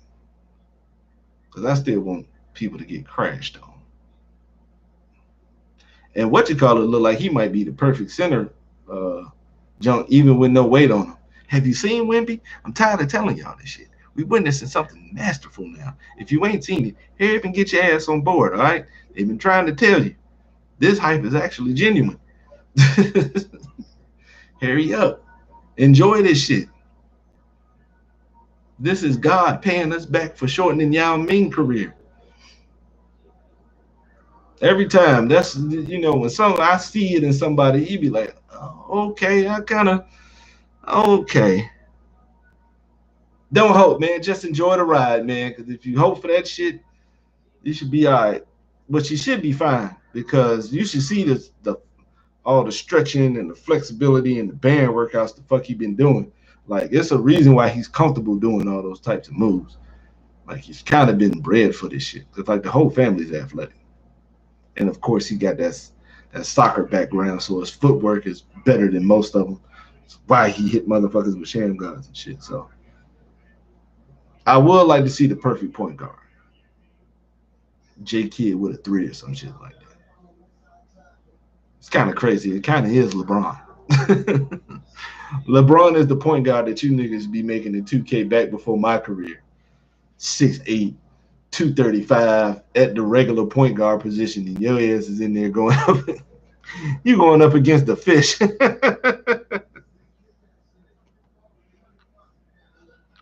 No, I don't want that. Trae Young got some efficiency things that he need to work out. I'll never say he's ass. He's never ass. He's a threat to go off of 50 every fucking game. But once he has those efficiencies, and instead of it being a threat to go for 50, he's a guaranteed 30 while at 50%. See, that's what people don't look at with Steph Curry. The efficiency is fucking ridiculous. That's why I don't even know how you could compare Trae Young to that. And the sad part is y'all just doing that shit because y'all being lazy. It's been 3-point bombers at the point guard position for the longest. All right. Who would I pair with Wemby? Okay. You know what? I'm going to make it easier for myself. I got Wemby as my center. Who do I need on the wing? Give me Scotty Barnes. Scotty Barnes will go down there and do the dirty work with the power forwards on the defensive end. He's going to take care of the wing. Me and him on the wing is fucking crazy because if you've seen Wemby get those off-ball steals, not the ones that you steal in the passing lane, but motherfuckers dribbling by and he steals the ball, yeah, Wemby do that type of shit. Scotty Barnes can lock up. He loves passing the ball, and he's gotten better on his offense. So I will take Cuz. And what you can give me...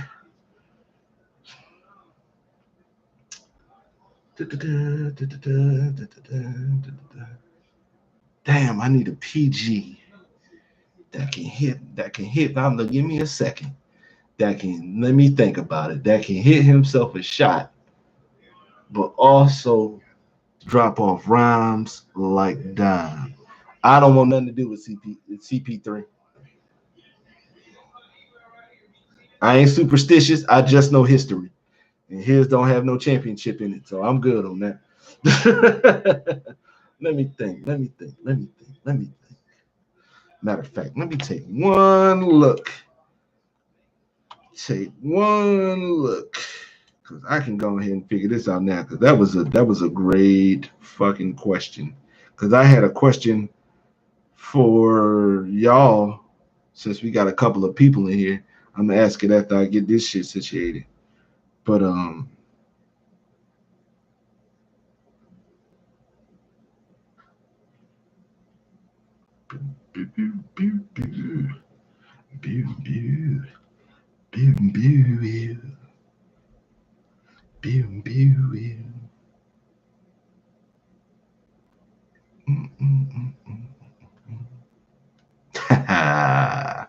I found him, y'all. I found him. I found him. Now, if you want to get out of bounds with it and you want to get real funky with it, no, Ty Jones is a good point guard. And I hope they keep him there. I hope they keep him there because that's one of them dudes. He old school. He gonna follow directions. Whatever the coach wants you to do, that's gonna be it. That's gonna be good for him. But you said who would I pair with him? I'm going dream sequence. We already got Scotty Barnes, multifaceted, getting his scoring up. If you want to get real funky, you can put Halliburton over there.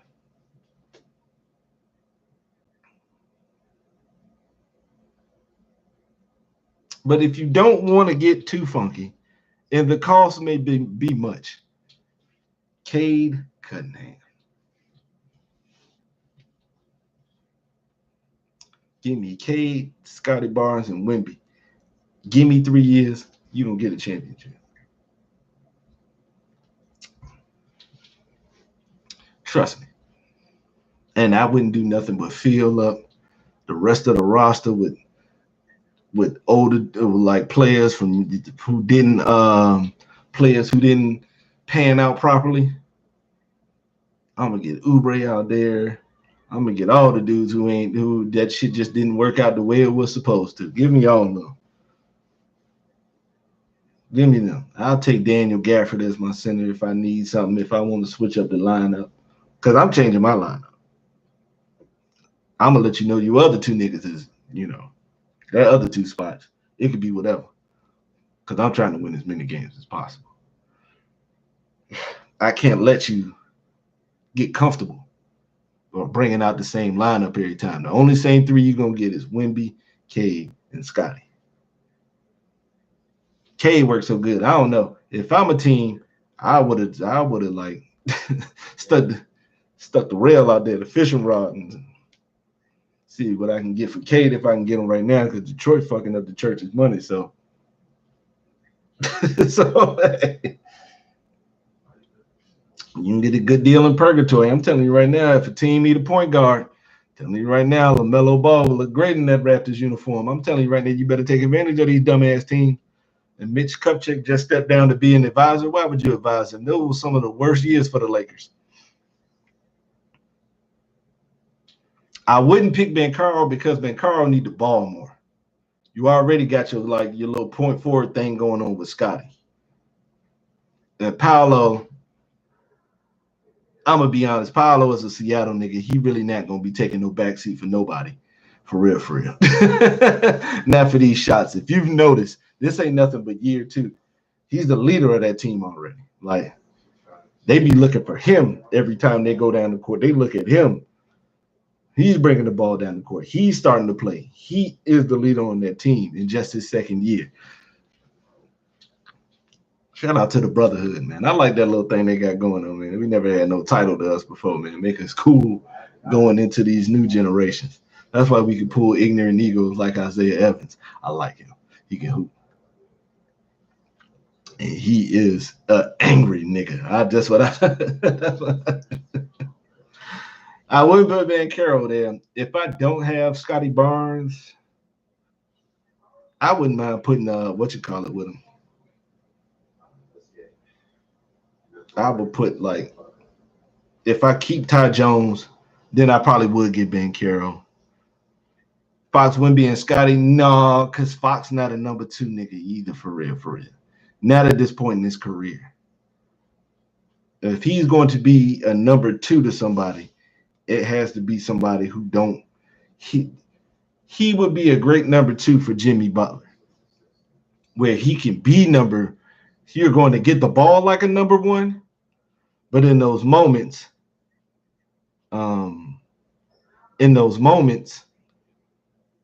you already know he can shut down the game, like a Brunson. if Brunson goes to Miami, we all know Jimmy is the dude that's going to take the last shot, but we have another option, and you can't focus on him like that. Any point guard that's good going to Miami is a good look. Ant-Man, I don't want to put him with Wemby because Ant-Man, that's another one. He like Dan Caro. He got a lot of alpha in him. He got a lot of alpha dog in him. If you've also seen, that's 3 years. And he's taking the team from a 2-time All-Star before he got there in Cat and a 2-time Defensive Player of the Year in Rudy. They have taken the backseat to the young. That's why I said it's a lot of young guys like really taking over their teams. Ja, Halliburton. He just got there and he's already doing like this is my shit. You know what I'm saying? Even Luka.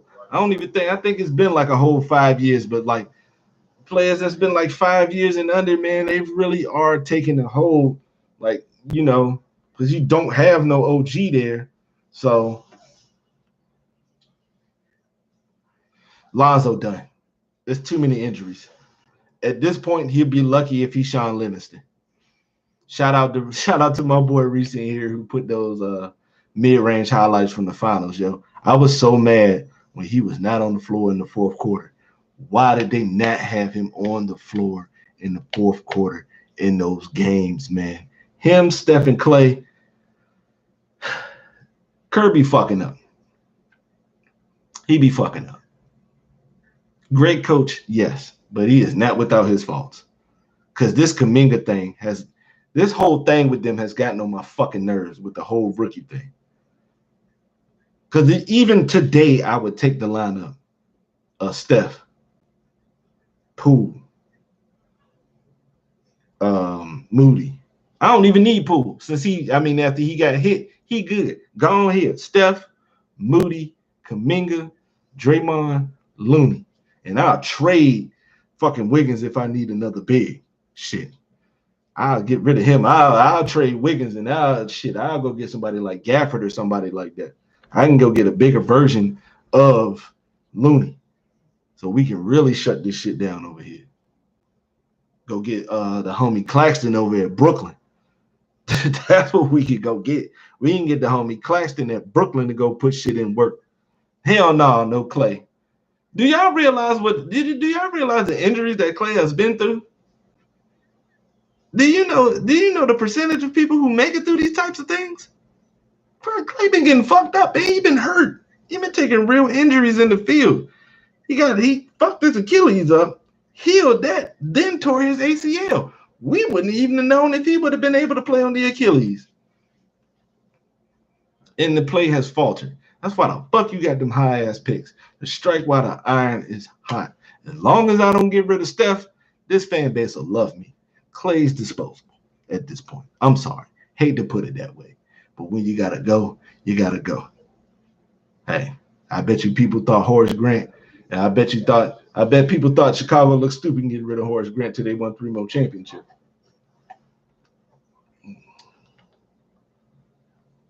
I bet y'all thought Kobe wouldn't win another one without Shaq, didn't you? Okay. It was ACL first, then Achilles. Okay. ACL first. Both of those are a year out automatically. You got to be a special individual. We barely see people make it back in football with ACL injuries. We barely see people make it back with knee injuries in basketball. Do you know how many ACLs I've seen ruin careers among sports? He's lucky he's playing now. At least nowadays they get you back out on the court. But I'm not drafting Moses Moody in the lottery for him to be sitting behind Clay till Clay get 35 years old. Yeah, just shit, you gonna come off the bench? No. All right. Well, go start somewhere else because they ain't gonna be in this motherfucker. I need these young boys to do it. I'm gonna give them 2 years. Moody gets 2. Kuminga gets 1. Moody gets 2 years to sit and play some. No, not even sit. He's like the 7th man. He's between the 6th and the 8th man. He's gonna get at least 20 minutes in this game. Kuminga getting at least 25 in this 1 year. The next year, Wiggins is the fuck out of there. Well, Aaron Rodgers is kind of different. He ain't as athletic.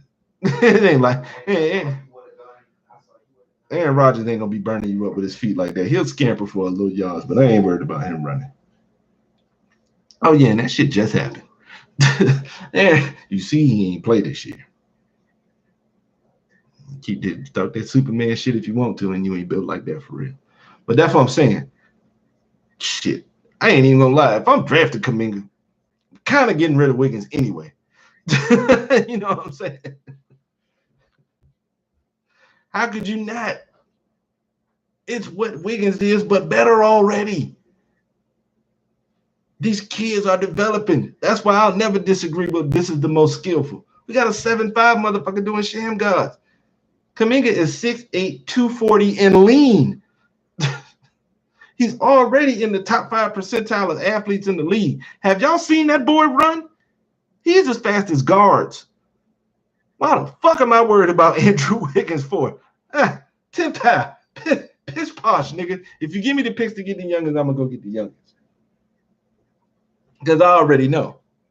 As long as I keep Steph, this fan base going to be all right. Steph, you a little tired? Make it easy, man. Wiseman, get your big long head ass over there in the post.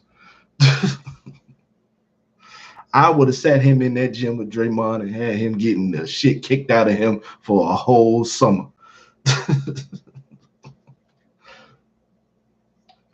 I would have been out there paying old niggas like Kenyon Martin, Kevin Garnett, Amari Stoudemire. I would have grabbed all them. I would have grabbed Ben Wallace. They all beat the shit out of him. Make a man out of this nigga because he getting ready to be a star on this team.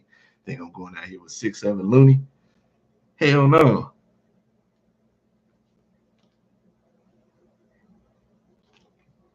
Well, that ain't all his fault. Who did they play first? Buffalo? Didn't they play somebody for real first? Nah, he snapped that shit. I ain't gonna lie. Aaron Rodgers is a lot of things. Number one, being an asshole. You should see the quotes he's made about his family. Oh, it's bad. But he ain't gonna flake on no injury like that. Nah. It's an Achilles. You gonna be gone. You gonna be gone. Trust me. And the way he went down, oh yeah, I've seen that before. If Clay not looking right after it right now, how you think he gonna look? And the Jets line wasn't that bad. It was just, first of all, the play caller was ass. You bring all these good ass running backs in, and it's how you mentioned it early, Dennison. They're not running the ball. Breece Hall would have been one of the top candidates, one of the top 3 candidates for Offensive Rookie of the Year if he doesn't get hurt. You don't run him. You bring in Dalvin Cook. Why are you not giving him the ball? So that was the issue. And putting it all on Zach Wilson's back when he is clearly shown he not fit the lead yet.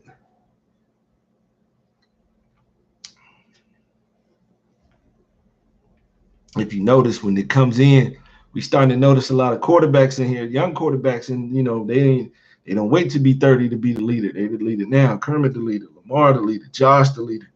Like, I don't give a fuck what type of tantrums Diggs throws, man. Josh is still the leader of that team, man. You got Hurts, he a young boy. No, Dak done got old. You got Lil Purdy out there. CJ. Hey, yo. Hey, yo. Boy, y'all might be in some trouble. Kermit, boy. And it's scary to see. Because D'Amico, you seen the remnants of that San Francisco defense. I'm telling you right now, they play Kermit and them again. It's going to be a little different once they start getting pieces in there. I'm going to give them 2 years. Y'all got 2 more seasons to get what you can get out of the Texans. Because barring any injuries, he going to be a problem. But the fucked up part is this is football. Marino never made it back to the conference champ. I don't even think Marino made it back to the conference championship since he lost that bowl.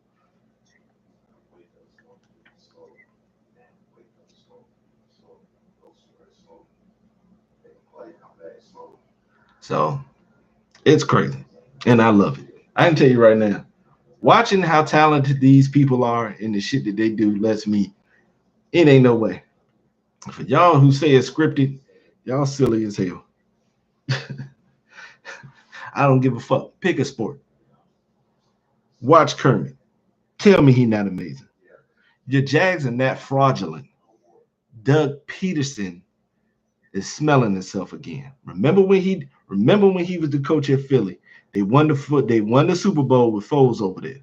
They were running the ball. The next year he didn't run the ball like that, and his ass got fired.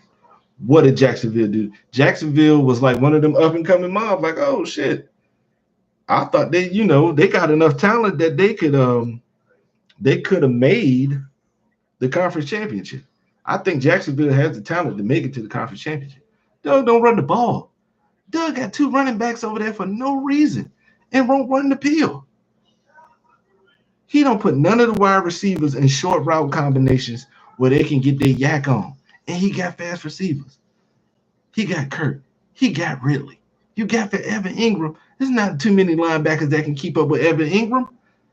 Why you keep calling these long, deep-ass pass plays, man? What the fuck?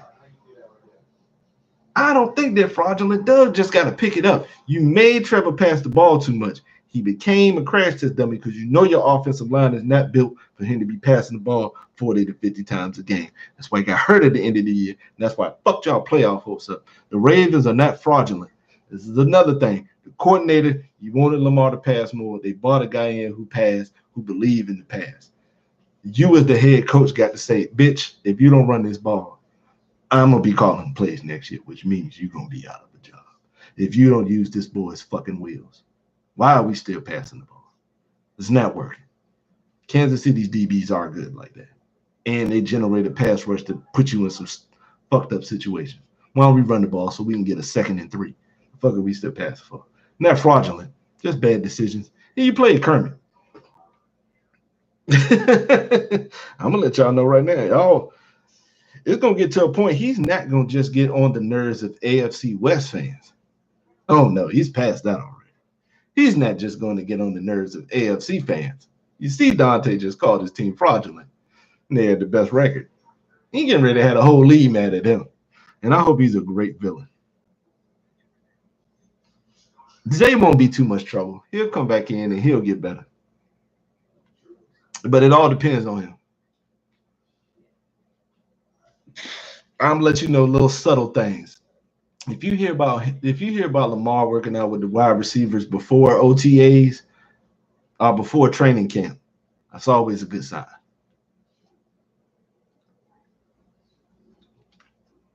Because I don't think that's one of the things that would keep me from becoming a coach.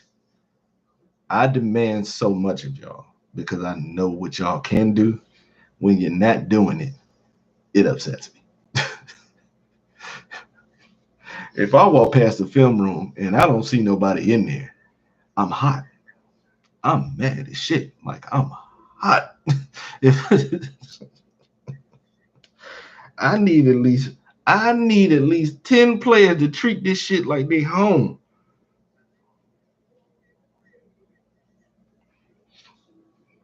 That's another thing. But to be honest, you saw me kicking field goals there for the 49ers yesterday. Field goals aren't enough to beat Kermit. Yeah, those field goals just aren't going to do with that guy. I said earlier in the stream, Philly put up 30 plus, and it wasn't enough to stop him. So you're going to have to get damn near 40. I'm warning y'all right now. This is something that we're as football fans going to have to deal with. And I hope, like I said, I hope he's a great villain. I'm hoping he's a supreme asshole. Oh, I hope it gets bad. I want him denying kids autographs and all that shit. Kermit the villain. I can't wait.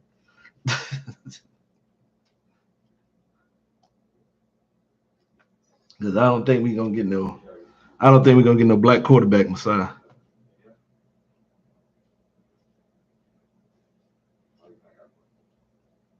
Yeah, that's pretty much all it is, Dennison. Stop talking so goddamn much. Work hard. Guess what? When you working hard, it really ain't that much you're gonna be telling people. You know why? Because you're too busy working. Stop paying attention to these people up there, man. It's not that important. Just stick to the ones that love you, got respect for you, and that's gonna be there for you. Your mama always gonna be your mama, so you can just take it however it is. You don't need her to let you know you fucking up. You know you fucking up. You tried some shit that you ain't had no business trying.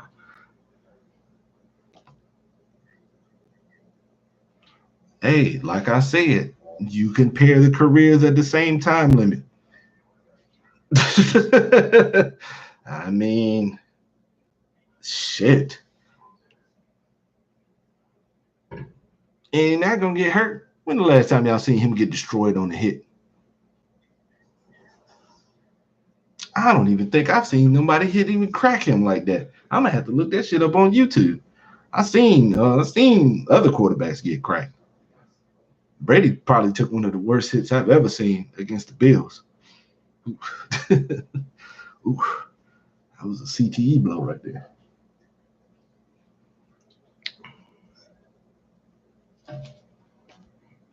Yeah, better. Yeah, he got to get better because this year too, you showed some signs of improvement. But next year, we looking for 80 plus catches, 1,000 plus yards, 7 plus touchdowns.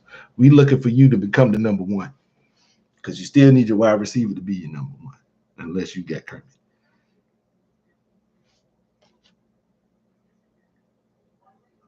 Oh yeah, when he messed that ankle up, still won that game though, didn't he?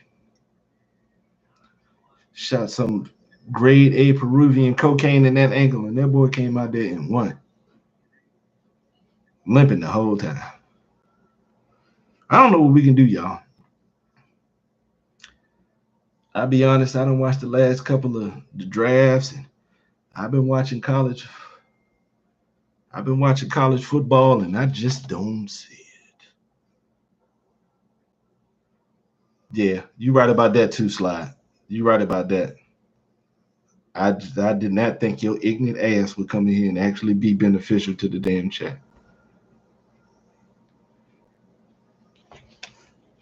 And the Greenlaw injury kind of messed up things, but I'm gonna tell you, be honest with you, man.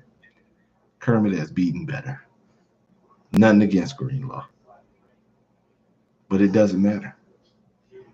You put one of the best defenses up there, one of the best in the league. Now I ain't gonna call him elite because Hufunga won't there, and they don't like my homeboy Prince say. He wants like he's a San Francisco fan, and he wants a Daryl Stingley. He either want an established corner at that spot, up and comer that's gonna be good. And right now they system corners. I don't know why people getting upset about it. I mean, if you fit the system, man, you just fit the system. You got a job, and a job that's hard to fucking get. I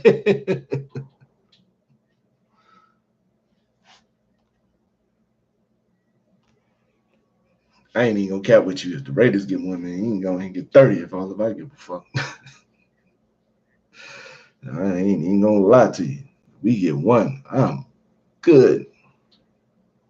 I think Lamar will get one. I think because ain't nobody perfect to the point where they just gonna keep winning and winning and winning year after year and shit. You're gonna have some hiccups. Because I can tell you this right now. Joe Cool coming back. All right. Lamar coming back too. He done found a whole new confidence. And when you get a taste of that conference championship, man, it just pushes you to another point. I really expect Lamar to be kind of an asshole this upcoming year. I'm thinking he getting ready to start holding a lot of people accountable for him. And you get to open up the offense more because when you got Andrews and Likely, because Likely like damn near having a wide receiver. Likely is getting used like how we would like to see Kyle Pitts getting used in Atlanta. Like I tell you, I could do something with that offense.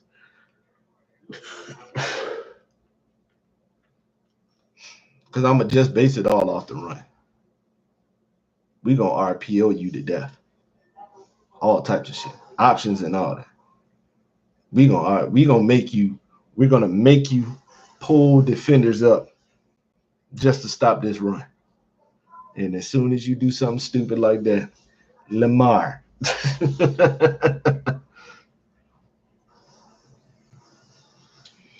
Tampa Bay did not overachieve. Like I said, Most of that line was there, Brady, when they won that chip. So Tristan Wirfs, damn near all pro tackle. Having that, having somebody on the line that keeps everybody else accountable is one of the first steps you need. Mike Evans, check his numbers. Godwin, check his numbers. The rookie was great. So, and then the defense wasn't selling. When you know your defense ain't gonna get no more than 20, 24, 20 to 28 points. You know what I'm saying? Because they did have a good defense. So he just, he ran into the right situation and it worked out well for him. The expectations were gone from Cleveland. He ain't had nobody breathing down his neck, but that's what you have to take if you're gonna be the quarterback. You can't sit here and be the star and take the scrutiny when they lose, because they definitely put it on Kermit when he lose. They put it on Brady when he lost. They put it on Joe when he lost. That's what makes Kermit so special. He makes sure that you ain't gonna question shit, bitch. I'm gonna win this game. Do you know in the last two postseasons, he's only thrown one biscuit? He ain't lost a playoff game in 2 years. Lil Kyler already been playing back, and if you want to, telling you right now, if I'm a team that need a tight end, they got a tight end named McBride over there. Don't better do yourself a fucking favor. Go ahead and grab that boy. He good. Trust me. I'm gonna tell you right now, man. I'm gonna always be a fan of Lil Kyler. As long as he running, I'm happy. I put that in my top 10 laughs right now. My top 10 current laughs. Lil Kyler running. I miss it during the offseason. That's one of the top 10. Lil Uzi Vert. He never ceases to not have me laugh. Did y'all see him when he was walking behind Blue Ivy? I always thought I would get tired of laughing at Uzi, but I still haven't, and I love it. And possibly number one is Kendrick Perkins.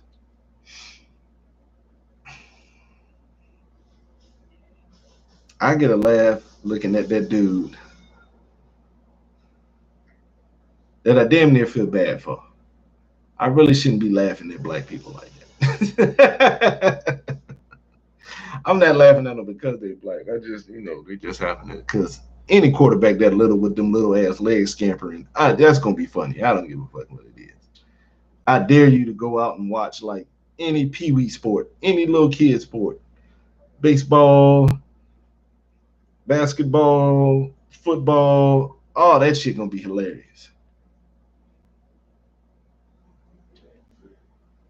It's kind of scary when they get in them other sports. Like, when you see like a good 8-year-old at tennis, it's kind of scary because they like, you're little, you shouldn't really be covering that much ground. Or like a 10-year-old that's good at hockey, and you'd be like, just a regular ice skate is hard. What? Look what you're doing. Damn, it's just that easy, huh?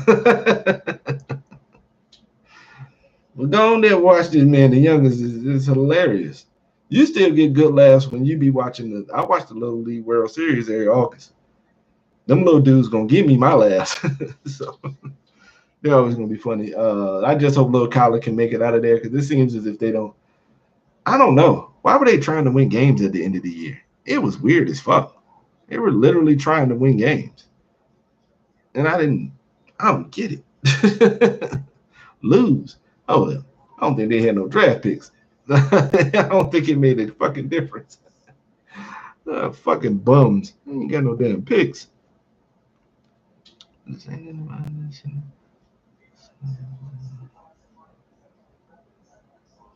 I ain't gonna say I'm proud of Baker. You did your job.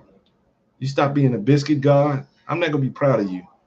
Everybody keep wanting to keep painting Baker as the underdog story. You were never the underdog, motherfucker. You was a Heisman Trophy winner who was the number 1 overall pick. All right? There are expectations, motherfucker, and you have to fulfill these shits. God damn. If you want to be considered good, you have to fulfill these shits. I don't fit. I'm just glad you finally did your job. You was the most competent quarterback in the division. The most competent franchise in the division. Good God Almighty. because I don't put that shit on Carr. The Saints were selling him. The Falcons were selling Ritter because it was a riddle why he was still starting all them damn games. Should have been set his ass down. Dak don't need to refill them. Why? Because he was a 4th round pick. All right. They only got this mystique around him because where the fuck he been playing it. All right. People keep thinking just because Brady did that shit that, whoa, I can get me a quarterback from anywhere and continue to do that shit. Okay, keep having them fucking thoughts. Keep thinking you're going to have a great fucking franchise with no line to block for your quarterback. I better get the fuck out of here. I understand that shit. I don't give a fuck what you put back there at the quarterback. If you don't got the pieces behind them, it don't mean shit.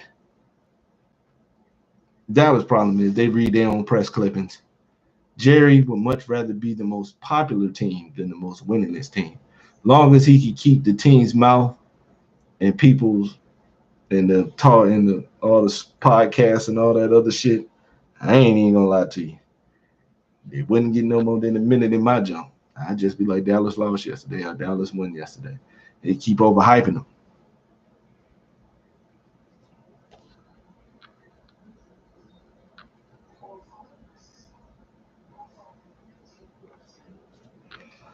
Dennison, I'm gonna say it once and I'm gonna say it again. He was never the underdog. The Browns had the best running game in the league. Nick Chubb, Kareem Hunt when he was younger, Odell, and what's his name? Odell and Jarvis Landry. And Joku was still there.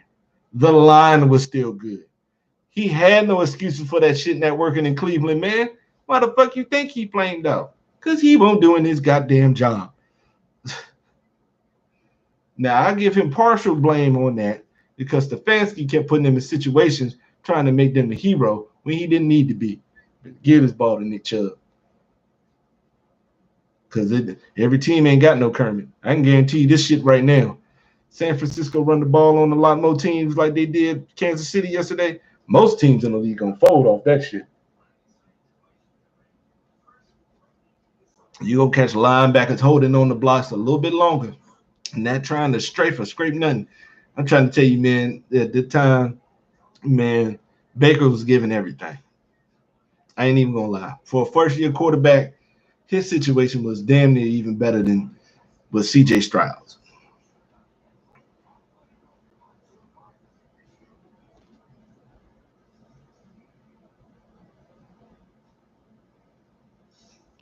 And they got to stop doing that shit too.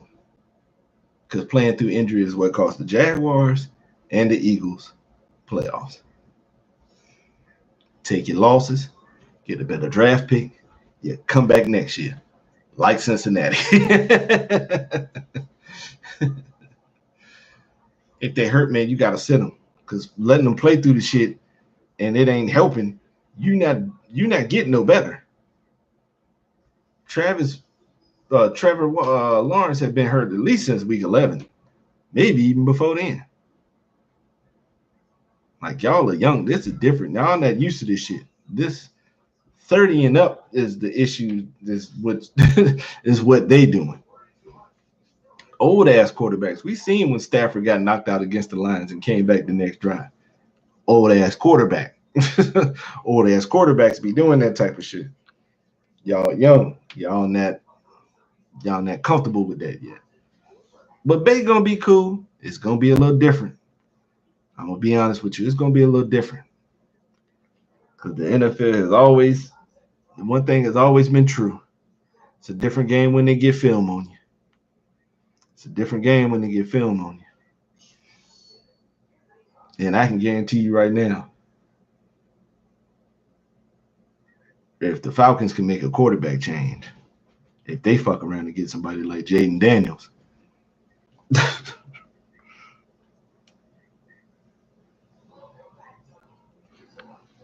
nah, they don't. Yeah, because he wasn't ready to lead. Because I'm gonna be honest, he doesn't have the personality to lead a professional team. College team, yes. Pros, no. You got to sit back and let somebody else do it. All right. You got to prove yourself in the league when you're not as talented as other people first, and then then you can do that shit. Never took command of the offense. I don't give a fuck what wide receiver it is. You're not gonna be complaining in public. You can pull me to the side, talk to me, all this, that, and the third. We can work all this shit out throughout the whole week. You're not gonna be screaming on me on the sideline. You're not gonna be calling me out on social media. Because trust me, I'm the number one. I was the number one pick. You can get the fuck out of here, Odell. I ain't even gonna lie to you. You and Landry can get the fuck out of here. Now Landry was out there, he was really trying. I get that. Now they dumped him because he wasn't doing shit. We gave you all these weapons, but he wasn't as talented. He wasn't as talented as they thought he was. He wasn't the superhero that they thought he was gonna be. And they wrong for trying to make him the superhero when he shouldn't have been. Hey, sometimes it's a collective effort. Shit, Brady got a couple of collective effort Super Bowls. It ain't no problem having one. Joe Montana got two. That was they really won't. It won't no 30-point shootouts and shit. The first one with the Bengals and another one with Cincinnati. Nah, it was rough. You know what I'm saying? So it's gonna get rough for some of them. It's gonna get real. So Denver needed one of them last touch. Like some of that shit, it'd be tough sometimes. I just didn't like how everybody was hyping him up before he even got to do some shit. You gotta like that's what every sport. You gotta do some shit for it.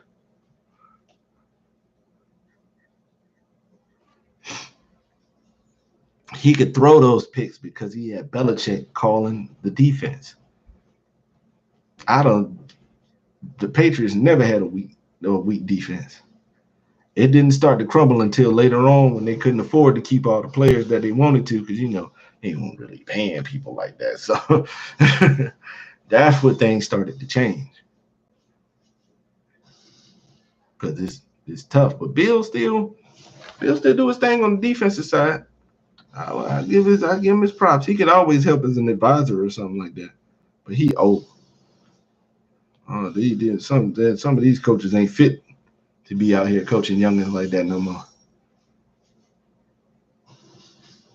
And you be wanting to tell him the truth. You be like, hey, coach. You're not reaching these dudes. You are gay, sir. You are ultimately not reaching these kids at all. You should give me the wrong numbers and everything. Fuck it. Where Russell going? The good thing about Russell is we know it's not all his fault. I hope they don't try to use that bullshit on him. So I'm looking, if he's smart, Pittsburgh or Atlanta.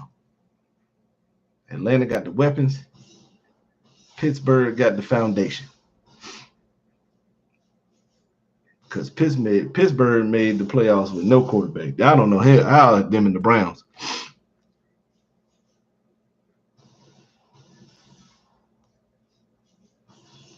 They already scapegoated Russell Wilson. I ain't even gonna lie. Denver trashed to me. As a franchise, they fucking stink. I never expected nothing like this from Elway. Ew. Well, all those teams could do that because they didn't have Belichick. When those teams got defenses, guess what? They was winning. When Freeney and Mathis were at their peak, yeah. When Bob Sanders was one of the best defensive players in the league, the Colts won the Super Bowl. When the Saints was out here putting bounties on people's heads, they won a Super Bowl. Like when Rodgers had Charles Woodson, who won Defensive Player of the Year that year, he won the Super Bowl. So that's how No, they will not do him. No. The only person who blamed Baker was Odell and his pops. Man, he ain't go through half the scrutiny. He was up there getting a job like him on nothing.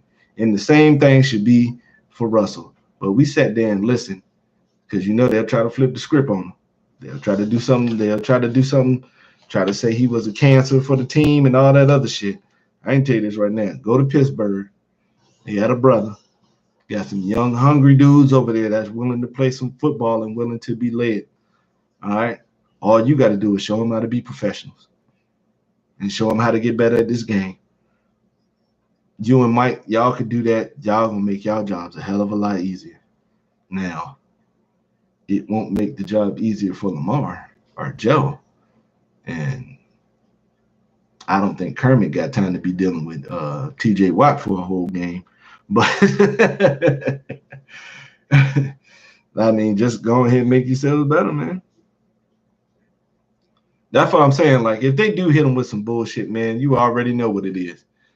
Because we know the truth, we already know. They sold him, plain and simple. They let him totally down. They did him dirty as shit. Didn't really try to put nothing over there. You can't name one of their linemen. You don't know who the running back is for Denver too, do you? All you know is Patrick Surtain. That's it. That's all you know. And maybe Kareem Jackson, but they cut him. So, man, you don't know nobody on no Denver. They didn't set it up the way that was like that. And they didn't have a coach. He not like that. He used to somebody else doing all the work, like Breeze. Breeze did all the work. Did you see how hyped they would get with Breeze in that huddle before the game? That's just how it was. Now, I'm going to tell you this right now. Guess what? Since he had this shitty season, he is no longer considered an offensive genius. I don't give a fuck if you do take years off. The greats don't take no years off. Andy Reid don't take no years off. I don't give a fuck who back there at quarterback. He going to put points on that board. You trying to tell me you would much rather sell out the year, be ass, just so you can get rid of a quarterback? I'm going to make sure he great. So when I trade this motherfucker for this number one pick and I get Jaden Daniels, you're going to call me an idiot, but that shit going to look sauce. Because I just added another dimension to this offense that's getting ready to be crazy. But I'll set up a team totally different. I ain't.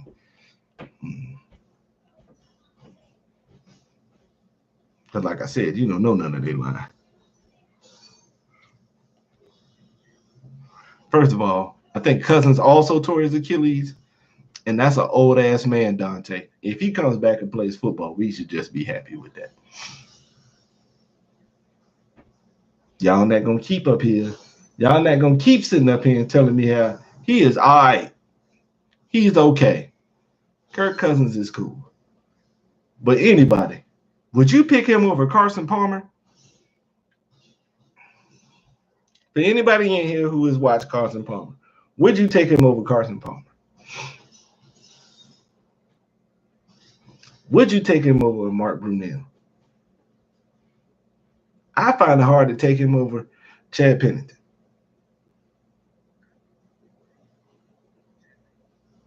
Now, you could possibly do something because Jake Delhomme made it to a Super Bowl. And he damn near won the shit. That was crazy.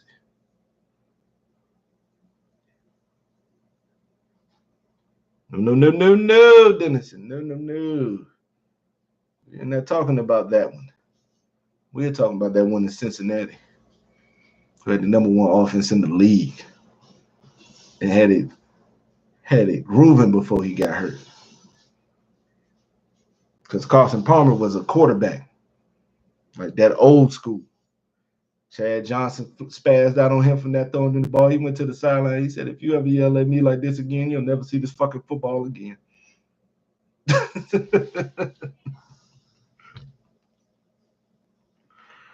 He was throwing that many touchdowns because Carson was talented. Carson won the Heisman for a reason. Carson was number one for a reason.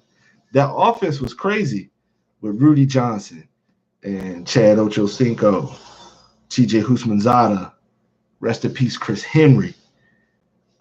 They was like that. And they had a chance to do something, but he tore, I'm about to say, it wasn't his Achilles. I want to say it was his tibia or something like that. ACL, okay, because Kimo von Ohlenhoffen from Pittsburgh was tackling him as he was falling down or whatever. So he got him on the legs, broke that shit, and it changed all that shit. So, damn, Dennison, you got some good knowledge, boy, to be a youngin'. What you like, 22, Dennison? You might be a little older. I always put the young shit on y'all. Cause does anybody know how old Political is? 22, right on the number, man. I'm telling you, man. Like Nate Jackson with this shit. Damn, 22, my nigga. Oh yeah, you ain't seen none of that shit. No wonder you don't know nothing about Carson. Carson was nice. Yeah, Carson was nice. Nice in the lead too. Look, even without the greatest show on turf, I'm taking Kurt one over Kirk Cousins. The only reason he getting all that shine because RG3 tore that leg up and he didn't get to fulfill the dream. I can tell you right now, he was on the bench for a reason. Yeah, I want to say, was he drafted that second or later in the first or something like that? I wouldn't say Kurt is ass, but you got to put some shit around him. You ain't gonna sit there and say he ain't got nothing amazing around him because look at Justin Jefferson.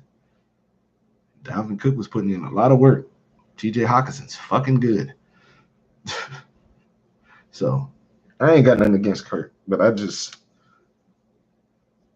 don't want to seem like I don't like him just because I wouldn't pick him. So the other quarterbacks in the league, you know what I'm saying?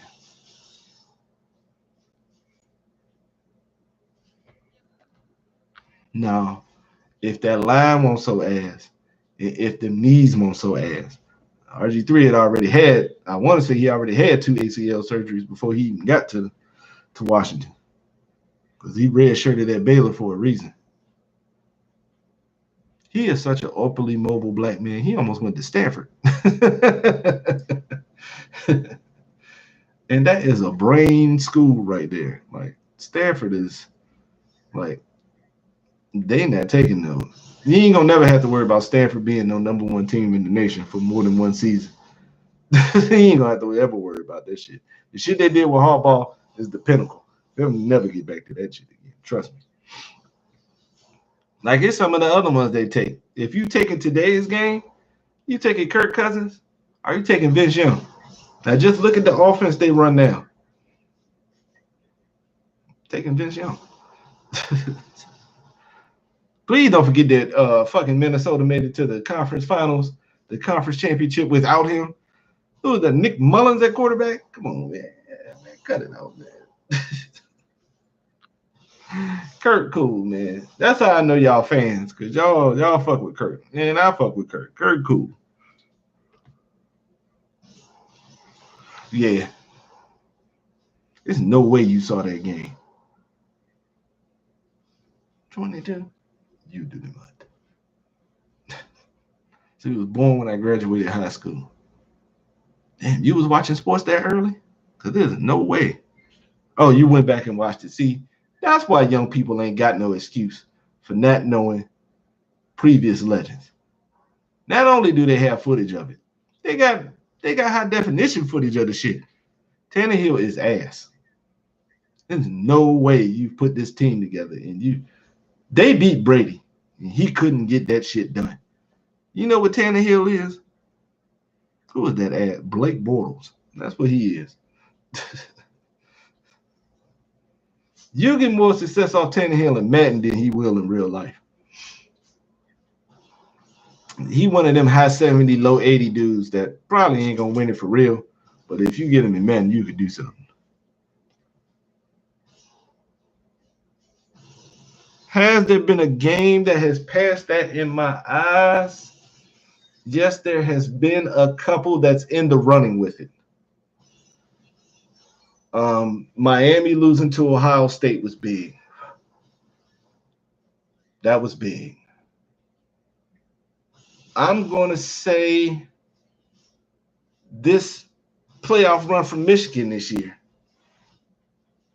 No, was it Michigan? Yeah. That run from Michigan. Both of the times they won the chip was pretty crazy. Oh man, what's that other one? Oh shit, it's stuck. Some of the Miami Florida State games have been crazy just because it's competitive. They usually went down to a field goal, and it's 15 NFL players on the field at any given moment. So those was always good for at least about 10 years.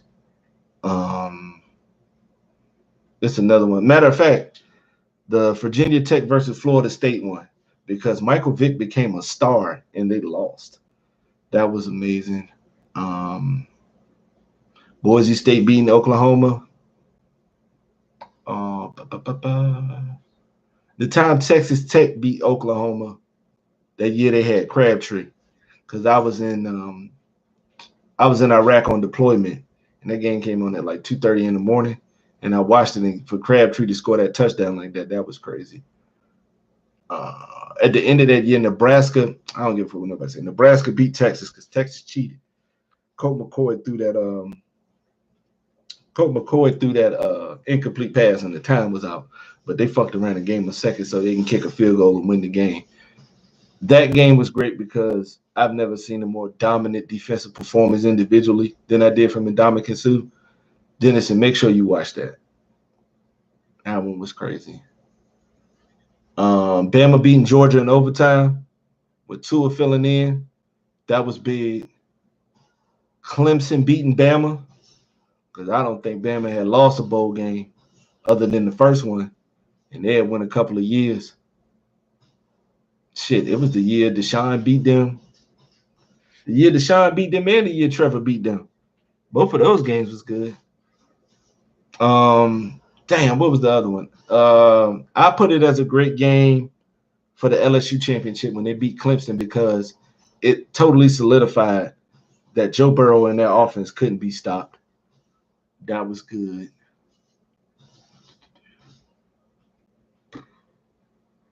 They didn't have any significant games. You know what? It was a Florida State game when Tebow was there. And he got tackled so hard, he had face paint like on his shit. Like, you know, when they spray the field with the paint for the graphics and stuff like that, he got tackled so hard one time, the paint was all over his face. That was a great game. It was a couple Michigan Ohio State games. They was real thorough. They've been battling that whole time. Oh, what the fuck am I thinking? The one with Charles Woodson when he returned the game-winning punt back from Michigan, and at the end of the game, he put the Rose Bowl in his mouth because you know that was like the national championship. I ain't gonna lie to you, it's been some great moments, man. Great games.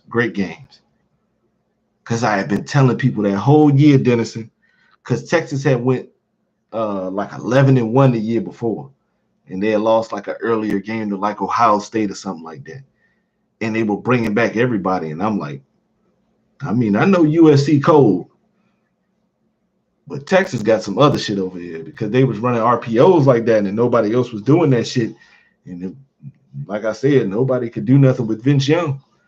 Vince Young just came in at a time where it was just so many exceptional motherfuckers going around, man. You just get. I want to say Adrian Peterson was like a freshman, and he had 1,800 yards as a true freshman. You had him. You got Reggie Bush. You got goddamn Matt Leinart. Like, holy fuck. You just had to go through. It was a lot. It was a gauntlet. But I done talked y'all head off long enough. I enjoyed this moment. Nice to get a chance to vent. I will see y'all by this weekend so we can talk shit about this NBA All-Star. And I know y'all will be, watching a little college basketball, at least be a little familiar with it by then, so we can talk about that, talk about some real life shit. Matter of fact, give y'all a little something, and I'm gonna make a poll. I'm gonna make a post about this on YouTube later. Okay, let's just say you got the funds to have like a solo concert. You know how the sultans and all them rich dudes and the wealthy dudes over there be having like the personal concerts. They'll play an artist like $2 million, come over there and perform with them. You get 3 artists to pick, dead or alive. My hands was all fucked up right there. 3 artists to pick, dead or alive, that you would like to see like that. That you would like to see perform. Just for you. They perform for you. You get to make the playlist. All that shit. And they cool with all of it and all that shit too. I just need 3 artists. Dennison, do not put that shit in there right now. Save it for the next damn podcast. Matter of fact, let me end this shit now before you do it. Appreciate everybody coming out. I'll be getting at y'all later on this week. Love and blessings, and be easy and be you. That's all you can be, man. I'm out of here, man. Y'all stay lovely.